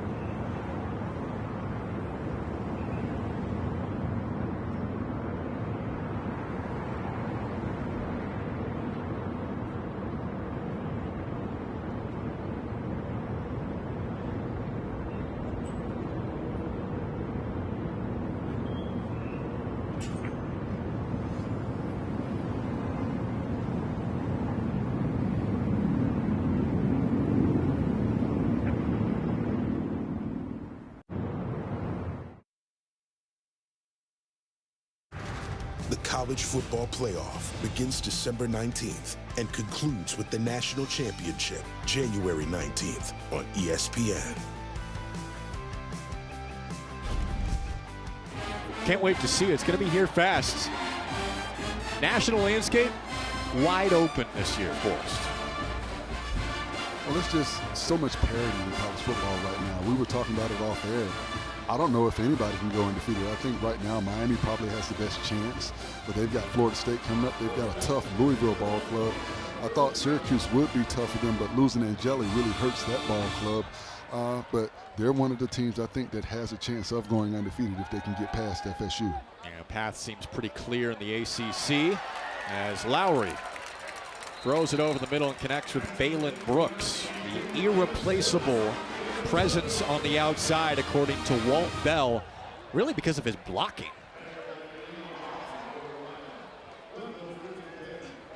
Walt Bell commanding an offense that lost a bunch near the top of the MAC last year. A great offensive line, had a couple of All-Americans up front. And it's taken a little bit to find their footing early in the season, but since the fourth quarter last week, they have not looked back. And that's one of the tougher positions to replace offensive linemen, because playing the offensive line, there's a level of trust that you have. We talk about doing your 1/11th. For the offensive lineman, it's doing your 1/5 as those 5 offensive linemen go. You have to be able to trust your guy. You have to know on tandem blocks, your guy's going to know when to peel off and get to that second level or when to take over that block. You've got to know on blitz packages, your guy's going to pick up the right person and you're going to pick up the right person. So it's about gelling and trusting. You see that starting to develop with this offensive line. Very cerebral position across the board as Miles shakes and is cut down for a first down. But you've got John Hofer, the only returning starter, who was actually down earlier this game, but his second year at left guard. Michigan transfer Raheem Anderson at center. First-year starters at tackles, including Chad Schuster, who's been very good this season. It seems like they're coming around at the right time before the meat of the MAC schedule kicks in. And Schuster's the smaller of the linemen at 270 pounds. That's pretty light for a tackle, man. But, you know, once again, you've got to be a dancing bear on that outside. So I get it. You can have lighter tackles because you've got to look. He's 6'6", so he's a long, lean tackle at 270, and he's a guy that can add a lot of muscle mass. Schuster redshirted at Syracuse 3 years ago, but he has performed very well on the right side tonight and all season. Western up by 31, 9 to go in the third quarter, looking for his second consecutive win. Easy connection with Christian Leary. Got great speed and darts right up the middle of the field. Played at Georgia Tech, played at Alabama. He's got some talent. And we talked about Leary, a guy they hadn't mentioned, and a guy that came into this game with only 2 receptions on the season, 3 receptions on the season. He is a big play target with the speed to get to the edge. And you see when he gets the ball in his hands, he can be very elusive and a big-time weapon for this offense. Anytime you play at Alabama and Georgia Tech, yes, you have something to offer. Fans might remember the name from the touchdown he caught at Miami a couple of years ago in a dramatic win for Georgia Tech. Miles got the handoff from Lowry, and Rhode Island with a rare stop for short yardage. You know what's been impressive about Miles all evening? His stop-and-go ability. We've seen some jump cuts, but we've seen him be very slippery when defenders get to him and able to avoid heavy contact. That's what he brings to the table and gets the start tonight with Buckley injured. So again, valuable reps for him and Mata Ali, their second and third running backs before MAC play comes around. Lowry has space, swung down from behind, and a late hit as well from Pena. Waves his hand saying no flag. They're down. And a good job by Lowry recognizing the blitz from Rohan Davey, number 26. He tried to get it up the seam, but a better job by the defenders recognizing Lowry's trying to run the football and squeezing down and able to get their hands on him and get him down. I think that could have been a penalty at the last second. I don't know. I think the defender was, Pena was diving as he was going down. It looked worse than it was. 3rd and long. Catch for Marshall. And retreats. It'll be 4th down. Covered very well by Trey Lubin.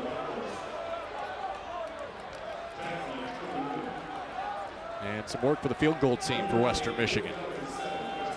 And you can look at that as a win for the defense, not allowing them to score a touchdown and forcing the field goal attempt. You've got to take your small wins if you're Rhode Island right now. And that's the point they're at, down by 31. Potentially 34 here. 41-yard attempt for Domschke. And it's good. Snuck it in. Now 5 for 6 Timeout on the year. On the field. Western cruising.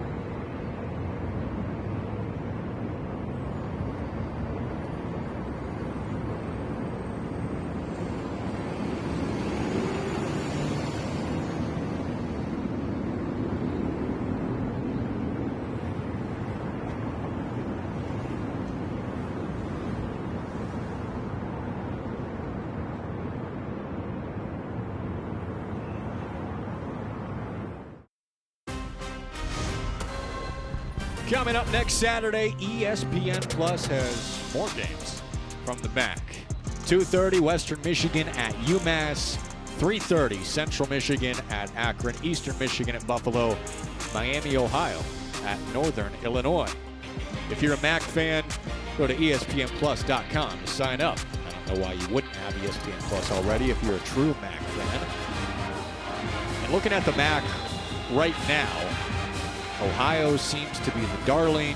Maybe Western Michigan is the dark horse. No pun intended.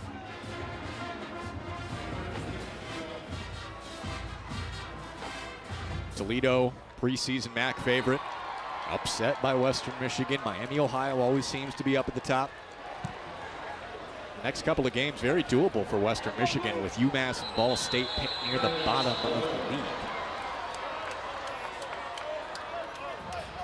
Trying to wrap things up against Rhode Island, who started out great tonight. 4-0, lots of momentum. Great season with the FCS playoffs last year, ending a 39-year playoff drought. Just the start they were looking for with a touchdown within 90 seconds. Western Michigan has proceeded to rattle off 41 straight. Tough go for Jim Fleming, Devin Farrell tonight. Farrell hangs in the pocket and at the feet of Buchanan. He's just looked off since the beginning of the game. Well, he's seen pressure throughout the evening, and it's come from the outside. It's come from right in his face. So it's almost like he's guessing where the pressure is going to come from as opposed to setting his feet and delivering a strike. He's had opportunities with his receivers, but sometimes when he's had those opportunities, he's been hit by that immediate pressure. I thought on that play he had the opportunity to get the ball to Buchanan, but he was more so expecting pressure, and it's gotten to that point because of what they've been able to do at that pass rush. To be able to run the ball. It's play action. Oh, he lost it and jumped back on top of it. Second time that's happened tonight. First time he lost it. And I wonder if it got hit out because there was pressure coming from his backside. Let's see. No, he just lost the football on that play. It just slips out of his hands. When he patted the football, he patted it just a tad bit too hard, and it came out of his hands. You can tell everything's just a little jumpy for him in the pocket right now. Normally a very composed and smooth player. 3rd and a mile. Western bringing the heat. Farrell's going to take off immediately. Stopping to throw. Heaving. Almost picked. And that was an ill-advised throw right there because you've got all of the defenders coming towards that side of the field. You saw he had immediate pressure. He almost decided to tuck it and run, but at the last minute he stopped and tried to get the ball down the field, but there were too many defenders there. He's lucky that ball did not get picked off, but we talked about it, Jack. He's got immediate pressure on known downs where he's got to throw the football, and that's because this defense is pinning their ears back and coming after him. One of the things they talked about offensively is those two defensive ends, and they've wreaked havoc all evening. And the punt was almost blocked. Line drive shot, pushing Franklin back. Reversing field. Can he get the blocks? On the sideline and steps out of bounds near the 35. All 3 phases, Western's been great. And an excellent job by Nadame Tucker, number 11 on this play. Watch him on the left side of your screen. He's going to just turn his back and not right there. You see right there, instead of trying to make a block, he just turns his back and got in the way of the defender. And that's what you want to do. He got in the way of Thomas Buxton as opposed to getting a block in the back. And that's what you want to do, just get in the way. Heads up play for the Houston transfer, allowing for some extra yardage, a 30-yard return after the 48-yard punt from Joshua Franklin, who has not returned punts at all this year. Western had a muffed punt last week and made a change. Michigan transfer Cole Cabana puts his head down and picks up 9 on first down.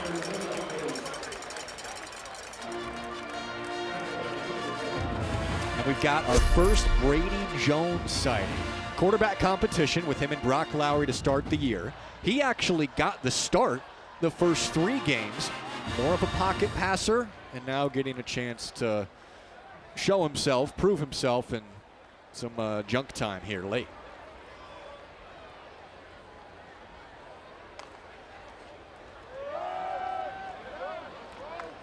Handoff is stuffed in the backfield by Rhode Island, and Rohan Davey in on the play. We've talked about Rohan Davey throughout this evening. There have been some plays that he could have made. He's made a lot of plays. And one thing I want to acknowledge, he's a young player stepping into a huge role. He leads the team in tackles, and he's going to continue to get better. I see him being an all-conference player and possibly an All-American with the skill set that he displays on the football field. So I want to make sure we mention that because this young man can play football. No doubt. He's been in the right spot. Struggled at times to make the tackle in the first half. Also had a couple of big hits. Leading the team so far. You can see the bright future for him, and a lot of the Rhode Island defenders. Just has not been their night against a physical Western Michigan line and running attack. They've got 4th and 3 here. And from the 31, it would be a 49-yard field goal on Brady Jones' first possession for Western Michigan.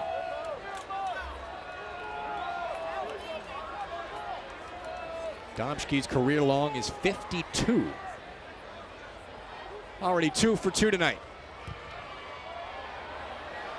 On target, and he's got the leg.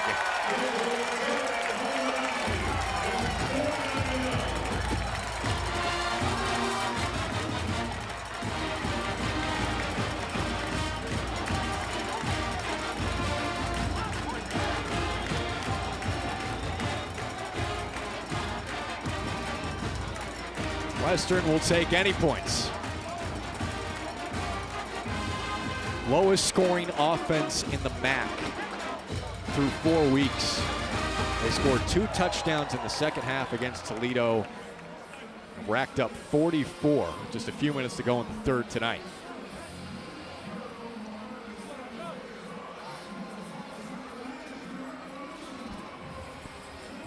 Last week was an emotional win. This has been domination, and going to make Lance Taylor a very happy man when he watches the film back. And the good thing about this game, it gives an opportunity for some of your younger players to play. We talk about Brady Jones getting some quality reps.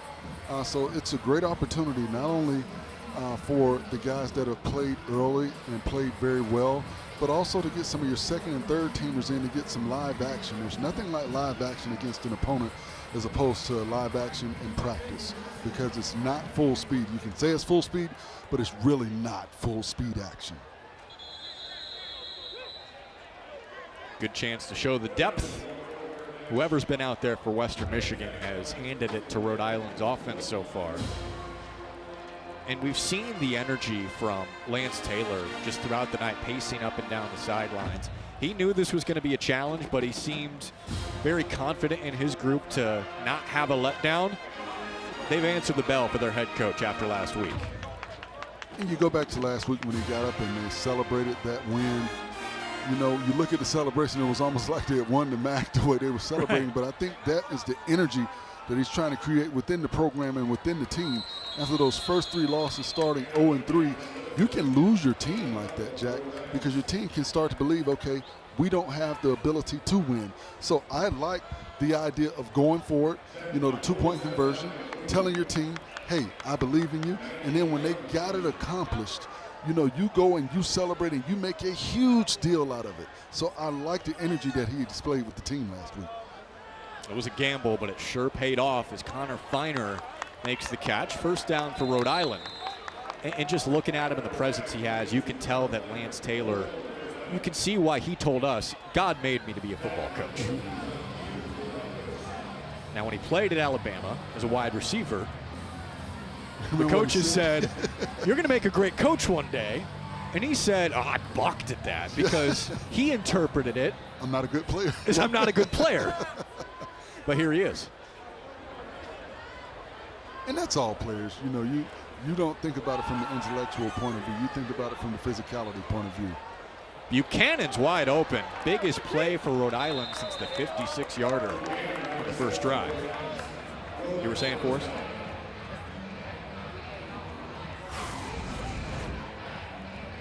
And you see the ball fake right here. Good job by Farrell. Sprinting to the outside, allowing himself more time to get the ball down the field to Buchanan. And Buchanan, to me, has Sunday potential. 6'4", 190.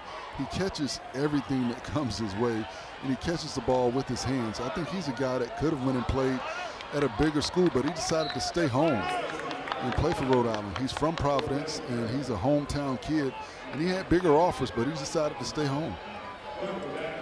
Found something with Connor Feiner, the tight end, as well, but Buchanan has delivered in FBS games. There's no doubt he could have gone to the next level, at least from FCS to FBS.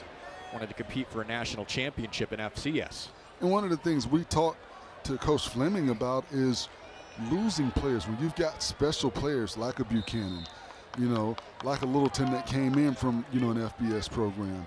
Greg Gaines is another one. You know, the fear of losing those guys to bigger programs. And he said, you know, when you look at A.J. Pena, he's a true example of the culture that we have here. Pena left the program last year after winning the Conference Defensive Player of the Year, being a first-team All-American, went to Memphis and saw that, hey, here at Memphis, I'm just going to be a rotational player. Let me go back to my home at Rhode Island where I can do the things that made me special and continue to work towards becoming a Sunday player. And he said the culture there is what helps them keep players and not worry about bigger programs coming and taking their talent. The score is deceiving. Rhode Island has built their culture and the program up to a special point as a top 10 team in the FCS. Ran into an emotional buzzsaw in Western Michigan after a big win last week.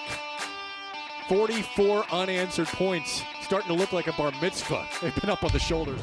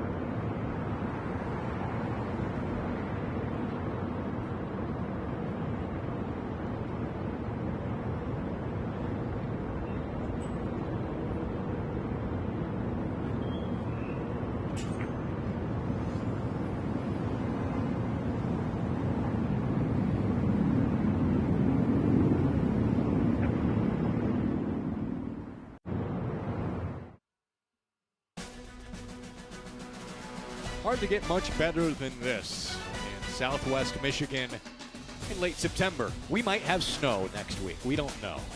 Tonight, 70s, mild, very comfortable in Kalamazoo. A comfortable lead for the Broncos. Rhode Island in the red zone, but 44 unanswered points for Western Michigan. Devin Farrell trying to get Rhode Island on the board in the second half. Roll out, Littleton on the catch for the touchdown. His second receiving touchdown of the season, and Rhode Island scores for the first time since the opening 2 minutes. A good job by Farrell to get the ball over the defender. You see right there, the defender's almost in his face. He delivers a strike, but Littleton can get possession of the football and get across for the touchdown for Rhode Island. And that's something positive. Again, when you're Rhode Island, you've got to find positives to take away from this game. And You know, we talk about the big receiver. Buchanan is shown to be a very dominant player at the receiver position. When Farrell's had time, he's been able to get the ball to Buchanan. And also, you know, you want to have something positive to look at film-wise. You don't want to just scrap the whole film. You want to pull out some of the positives as you go into conference play next week. Very positive drive with Farrell going 5 for 5, 67 yards and a touchdown. And it's all about confidence as well, with your quarterback building confidence going into next week's game. And big picture-wise for Rhode Island, they feel like even with a loss here, Jim Fleming said this shouldn't affect your FCS standing, right? Because you're playing up against an FBS opponent. Sometimes the result does sit in the mind of the FCS playoff committee. All of their goals, no matter what the result here is, out in front of them to potentially go deep into December. I don't think it affects them negatively. I think it only could have affected them positively if they would have won the game.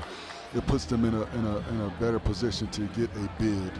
But I don't think it will affect them negatively. They've just got to go out and win the rest of their football games and play as well as they've played early in the season. You would think. Yeah. I think this is just a blip on the screen. I don't think it affects their ranking or anything. Now, there is some sting in the program still, despite making the playoffs last year. They were one game away from a playoff berth 3 years in a row until last season. Felt like they got snubbed. Finally broke through last year, but that's still fresh in the mind of Rams fans. And they had a good run last year. I had both of their playoff games. They beat Central Connecticut, and they played a very good game against a Mercer team that went pretty far in the playoffs. Without Devin Farrell, who was injured. Yes. So Rhode Island still could have a special season. Western Michigan conjuring up something over the last couple of weeks. We'll see Brady Jones for a second drive now after Brock Lowry. He is now wearing for 55. Was spectacular through 3 quarters. The JUCO transfer, began the year as a starter, transfer from Riverside City College in California. Very different player than Brock Lowry, more of a pocket passer.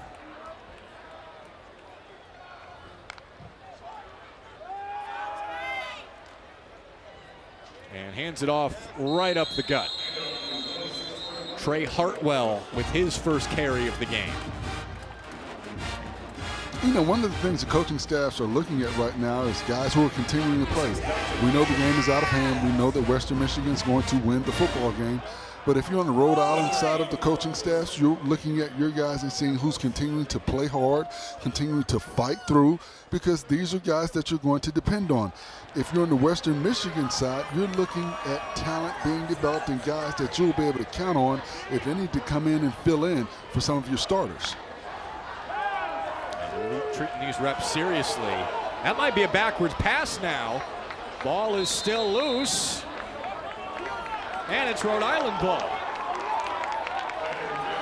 You see, something as small as that was a backward pass is recovered by the defense. Offensive First players 10, recognizing that that is a backwards pass and the importance of covering that ball up. So small mental things like that that coaching staffs are looking at. Not only playing assignment football, but understanding what's going on out on the field. Right there, you need all of your offensive players going and attacking the football. Look at all of the defenders from Rhode Island. They realize this is possibly a backwards pass, so all of those guys are attacking the football right now. They're going after the football. You don't see any Western Michigan players being aggressive going after that football, and that's about recognition. Those are the small intangibles that coaching staffs use to teach their players. Big positive for Rhode Island. And Lance Taylor will have something to point out in the film session to improve upon over the weekend. It was intended for Trey Hartwell here. Review on if it was backwards.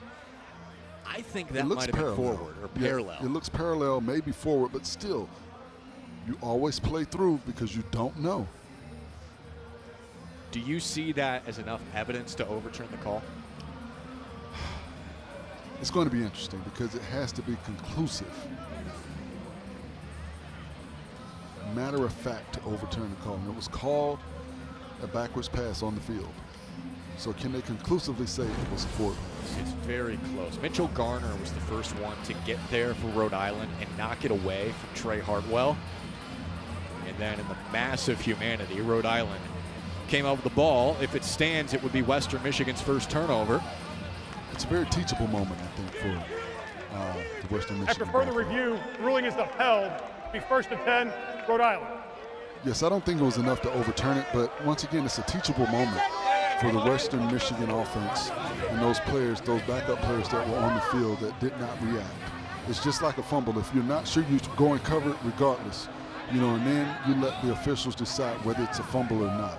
And you did not see the Western Michigan players react, but you did see the Rhode Island players react. So it's a teachable moment. Absolutely. Antonio Morgan on the recovery for Rhode Island. Chance to score back-to-back touchdowns here. And Littleton has stood up right at the line of scrimmage.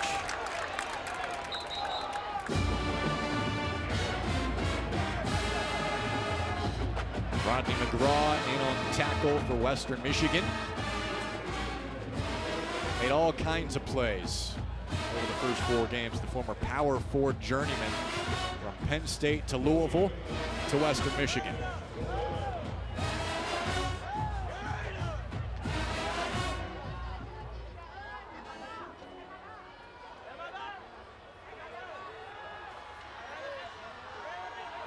Littleton again nearly broke the tackle and picked up 5. You look at Littleton, he's cut at 225. Hard to believe he was 270 in high school, playing running back. A 270-pound running back. They called him Baby Bus. And he came into this ball game leading the nation in rushing attempts at 93. So he has truly been a workhorse for this ball club. That is a lot. Gabe Winovich is spelled in occasionally, but barely at all. 3rd down. Barrows trying to spin out of it, could not. Marcel Tyler.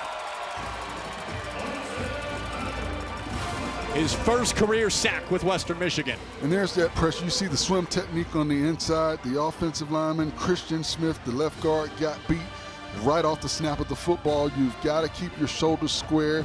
You can't reach over your body. And they only had 4 pass rushers. They dropped 7 back into coverage, so there was nowhere for Farrell to go with the football. Right there you see some Jim Harbaugh level intensity from Chris O'Leary, the defensive coordinator. Rhode Island's going to go for it.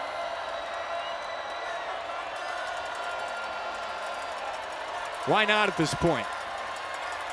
Farrell's got time, looking for a lane, evades the pressure, can't do it for long.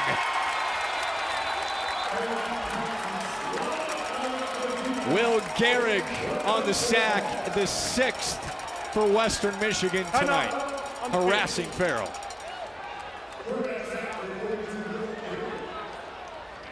Broncos on top by 30.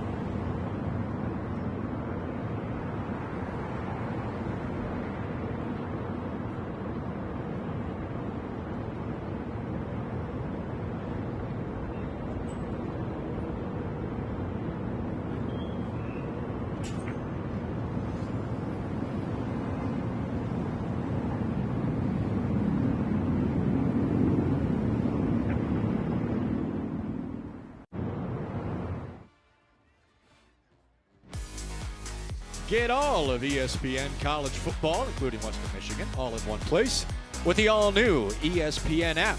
Unlock with the ESPN Unlimited plan or log in with your TV provider. Chris O'Leary has been a great addition to this Western Michigan staff. 6 sacks for his defense tonight. The safeties coach for the Chargers last year, coaching under Jim Harbaugh. Chargers, meanwhile, had the top-ranked scoring defense in the NFL. 6 seasons at Notre Dame as a safeties coach under Brian Kelly, Marcus Freeman. Some pretty good coaches to work under as Cabana has the carry. It's hard to believe that Chris O'Leary was a wide receiver in college. He had to learn defense from scratch coming out. And he talked about it. His first job was as a safeties coach and learning that side of the football. But it's interesting because he understands offensive concepts. So when you're teaching the defensive position, you understand how to teach your guys how to read what's going on offensively. He was a defensive line grad assistant right out of college and said he was totally lost. But when he started coaching DBs with Jesse Minter, now the defensive coordinator for the Chargers, then those pass concepts snapped in and really started to click. Jones finds Cabana, who is leveled out of bounds.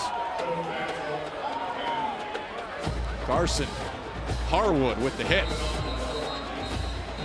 Actually, Rohan Davey once again. And Cabana slow to get up. Officials timeout for an injured player.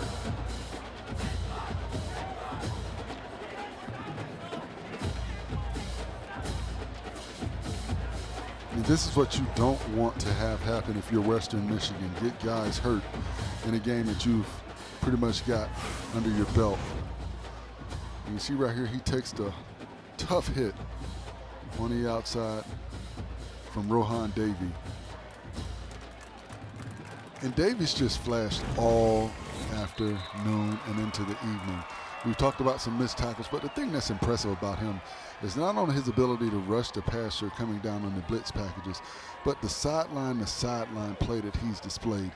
I remember when we played against a guy named Ray Lewis. He wasn't as much of a downhill, who I think is the best ever middle linebacker to play the game, but he wasn't a guy that came downhill as much in college. He was such a sideline guy. And, you know, you see some of those same traits in Rohan Davey as a young talent at the linebacker position. Jones connects with Marshall on the crossing route, who darts ahead for a first down. But once again, Davey's in the middle of the field. He reads that play. Watch Davey. You see Davey right there in the middle of your screen. Now, so he finds a way. You see him, and all of a sudden, here he comes, boom, flashing across the field. That ability to go sideline to sideline and make plays, I think is what makes this young man such a special player. And I think he's going to be a guy that we continue to hear about in FCS football. Certainly a bright future for him. I don't know if he has the imposing presence that Ray Lewis did. Oh, no. I mean, that must have been terrifying, right? Brady Jones right up the middle. But I'm telling you, go back and look at Ray Lewis in college.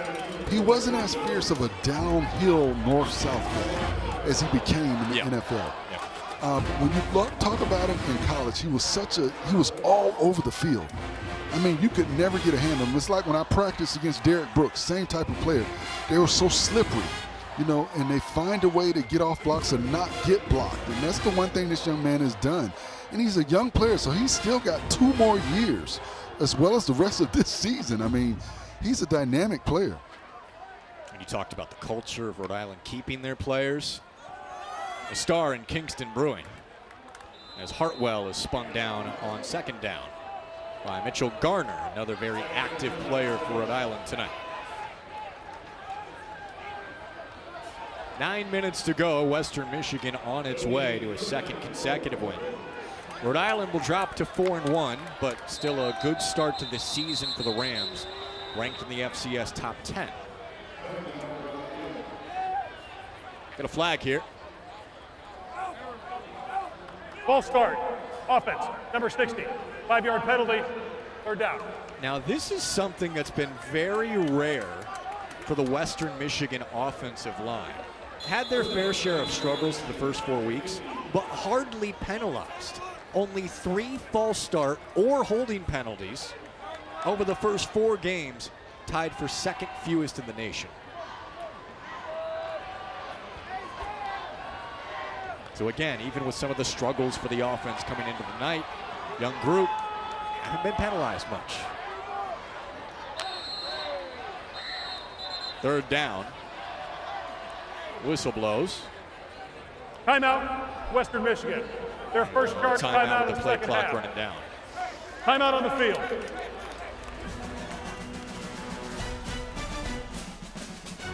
Chance to mull it over a little bit more. These guys are hardcore. They've been doing this all night.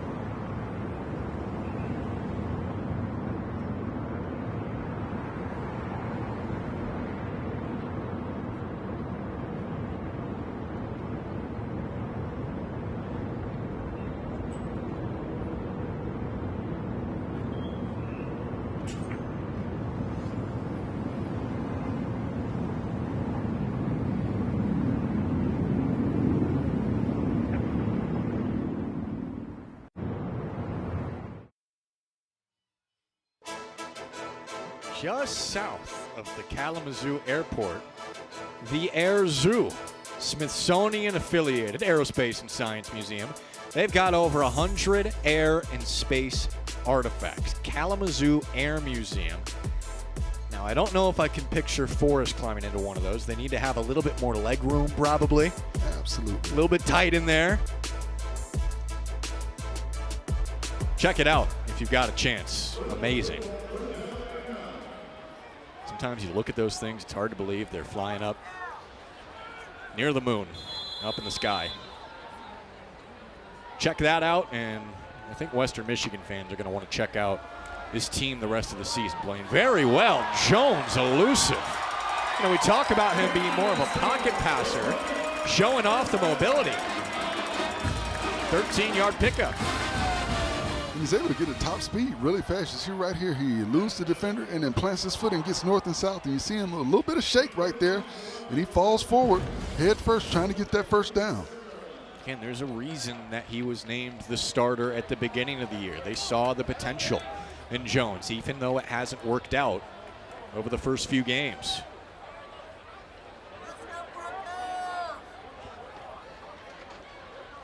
Lit JUCO on fire with 4,500 passing yards last year.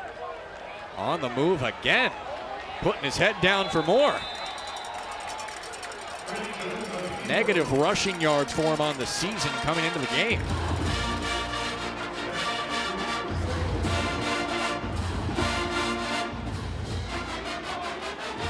And look, Brock Lowry named the starter for the rest of the season as of Monday, but you hope this doesn't happen. If there's an injury that comes up or say the play starts to decline, Lance Taylor would like to know that Brady Jones is sharp. Hartwell looking for the first down and brought down at the 30.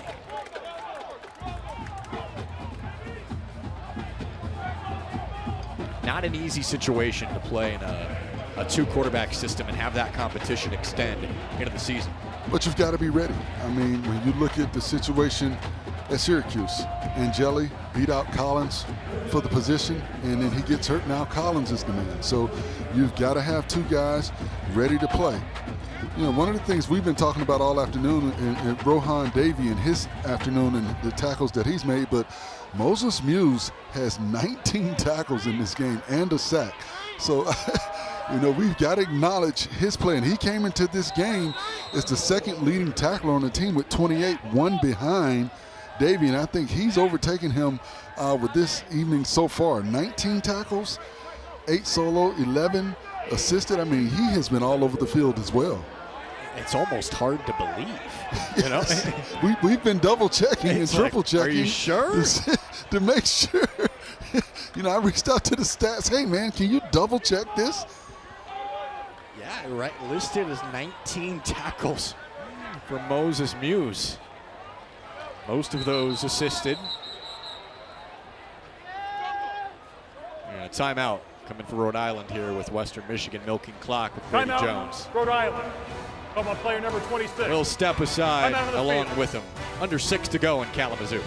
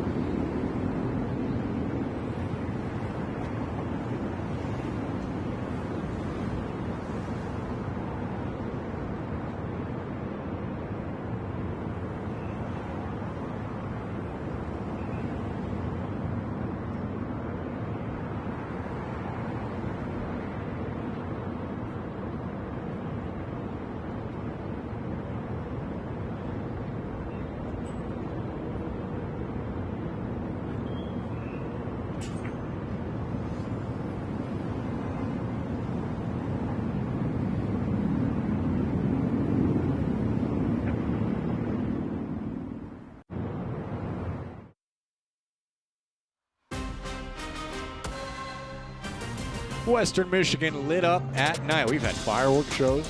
We've had light shows in between every quarter break. And band's been rocking all night. A lot of positivity circulating around the stadium and the program right now.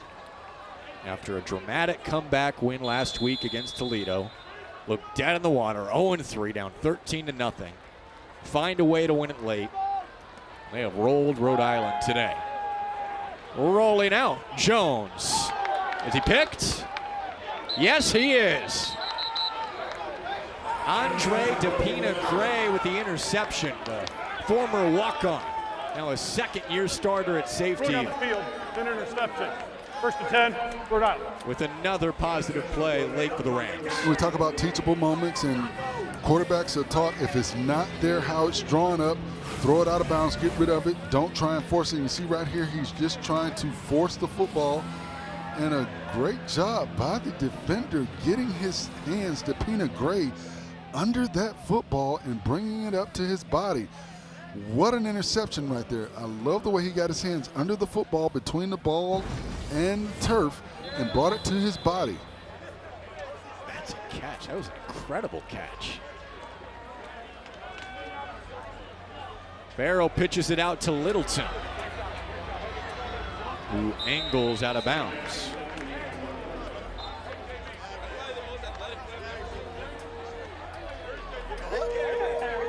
All right, we've seen the cowboy hat for Western Michigan. It's the chain for Rhode Island.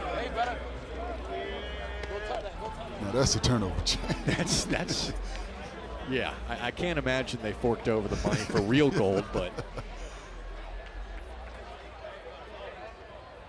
I think they might have broke it out for the 2 touchdowns also. Touchdown and turnover chain, dual purpose. Buchanan with a catch here in the 4th quarter, had the first catch for Rhode Island tonight, 56 yards to set up an opening touchdown. And the Rams held with just 7 points since then. And I want you to watch Connor Finer, number 2 on this play. If we can get a replay, watch number 2 on this play. This is what you talk about a block. See right there at the right of your, left of your screen, that is what you're looking for. Taking all of his frustration out on a defender. His eyes lit up when he saw the pancake block. The ball's down. Western Michigan has another turnover. The ruling on the field is a fumble recovered by the defense. Jory Benson on the recovery, the Utah transfer. And I think at this point you need to start looking at possibly taking Farrell out of the football game. He's taking a little bit too much contact from this defense. They're just pinning their ears back and coming after the quarterback. You see on that play, once again, he's getting hit from behind. He's getting hit after fumbling the football. He's taking a lot of extra contact, and you want to have your starter heading back into conference play. I don't think you want to continue to have him taking on the type of contact that he's taking from this defense. Yeah, hard to imagine he comes out for the next drive. He has just been harassed in the pocket all night. Benson, it took a few guys to lift him up after the turnover. They've done that a few times tonight. Hartwell on his feet still, down to the 5. Marked a bit short at the 7, and a new quarterback in for Western Michigan. Mark Konechny, yet to play a game in his college career until tonight, the redshirt junior. 4 years since he last stepped onto the field for a game at Mona Shores High School in Muskegon, Michigan. Awesome to see him get his opportunity. Handing off to Hartwell. Let's see if they let Konechny keep it here for a touchdown. And that's what I was going to say. If I'm Konechny, I'm keeping that football. Yeah. I'm pulling it out at the mesh point. I've waited this long, man. Give me a score. Yes. Sometimes you got to call your own number. Will Walt Bell do it? Konechny's first college game.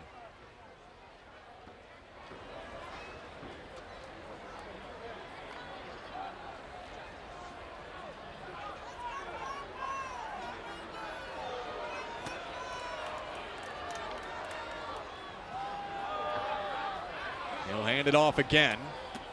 And Hartwell is stuffed at the 3. So 3rd and goal from the 3.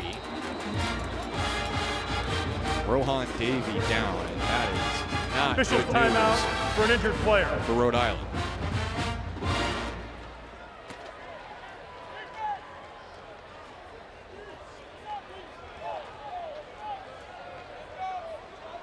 And it looks like it may just be a cramp the way they're stretching him out right now.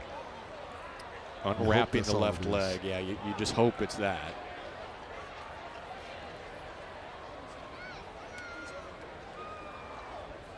Working on his lower left leg. Davey has had a very active night. 12 tackles for him tonight.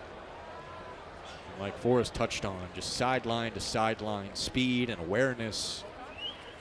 Jim Fleming knows the impact Davey has had already as a breakout sophomore, and good to see him walking off the field under his own power. Excellent. Excellent for this Rhode Island team. You don't want to see your young star hurt during a time where he maybe shouldn't be in the football game at this point. Yeah, Farrell, who just lost the ball and has been sacked several times tonight. Doubt we'll see him for Rhode Island next, and doubt we'll see Davey for the rest of the game. Under center, Konechny. He'll fake it, he'll roll, and he'll throw it out of bounds. Sure, it's tempting to go for that first career touchdown pass, but a smart play from Mark Konechny. Outside the pocket, the ball across the line of scrimmage. 4th down.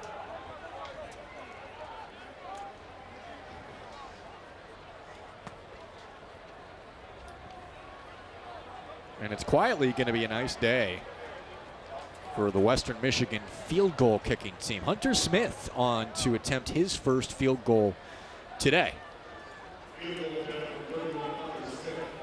21 yards out. He did miss at Michigan State to start the season. His only attempt from 46 yards. Handled kickoffs this year, and he angles it through.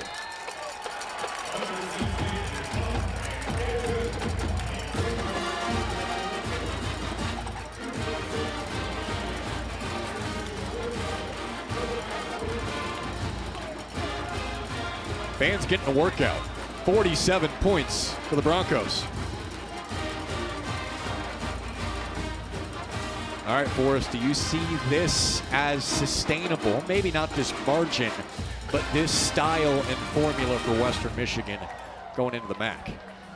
Well, it's going to be interesting because I think Brock Lowry's going to have to be able to throw the football as they get into MAC play, because you're going to have teams that's going to stack the box and have more of a stout defensive front to prevent them from running the ball as effectively as they have early in the season. And he's going to be forced to throw the football, and he's going to have to prove to teams that he can throw the football vertically and get that vertical pass game going. I do think they can run the football, but like I said, they're going to face stiffer challenges and bigger and tougher defenses. Yeah, you look at that Ohio game in late November. Miami, Ohio picked top 2 in the MAC. But UMass and Ball State both picked in the bottom 3 in the MAC preseason poll. Already with a win over Toledo, Western Michigan started 4-0 in the MAC last year very easily and will probably be favored to start 3-0 in the MAC this season. But what's the old adage? It's not how you start. Yep. It's how you finish. And they did not finish strong. So that's a tool that they can go into this season using and saying, hey guys, we started out great last year and we didn't finish strong. Okay, this year we didn't start out so great, but let's finish strong. They lost their final 3, lost 3 in a row as Connor Feiner has a catch from Connor Kenyon now in at quarterback. 3 straight losses after 4 straight wins for Western Michigan last year. Feiner has had a fine night receiving for Rhode Island. 5 catches for just shy of 90 yards. And Marcus Buchanan, once again, he's had 5 catches in this game. So that's every game this season. Marquise Buchanan has had at least 5 catches, and that is now 11 straight games that he's had 5 or more catches. It's so productive as Gabe Winowich gets his first carry, the Rutgers transfer. This is the 2-minute timeout. All right, 2-minute timeout as we come down the home stretch.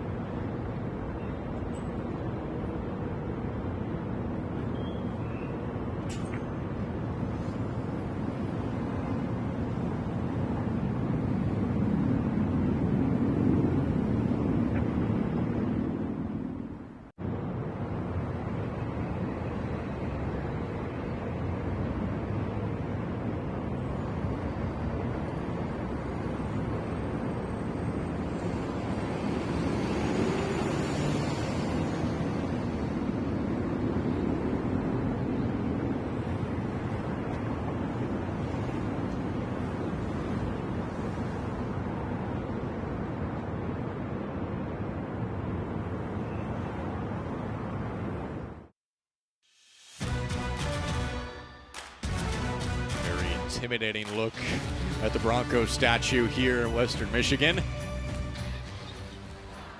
Western's offensive line and run game has delivered after an intimidating start. We haven't seen Jalen Buckley tonight, the feature back this year. His first chance to be the feature back for Western Michigan after Jaden Nixon went to UCF after a terrific year.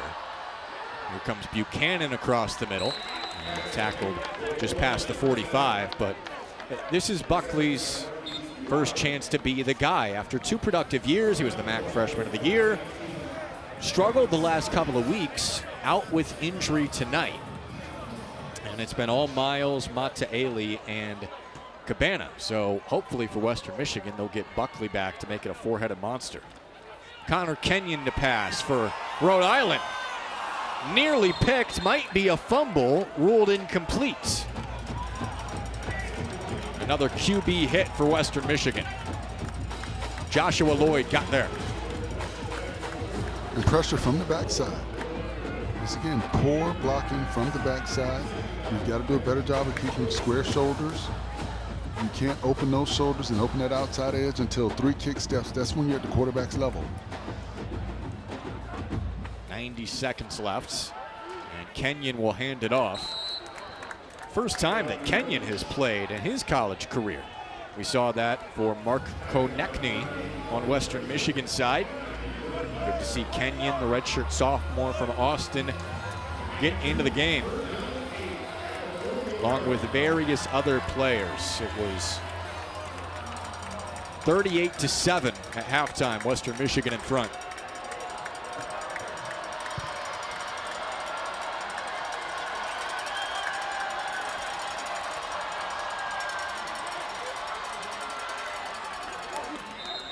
And the clock continues to run for the Rams after the carry from Winovich. Here's what Rhode Island has coming up. Got a rivalry game with Brown, followed by a top 25 matchup against New Hampshire. Bryant knocked off Eastern Michigan. MAC upset earlier this year.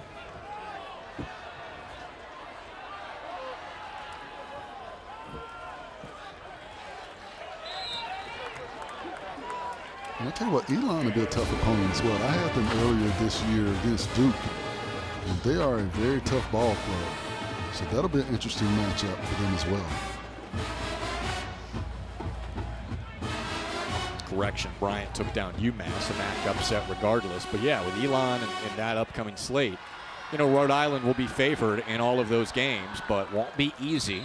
Buchanan, another catch, and that's going to do it.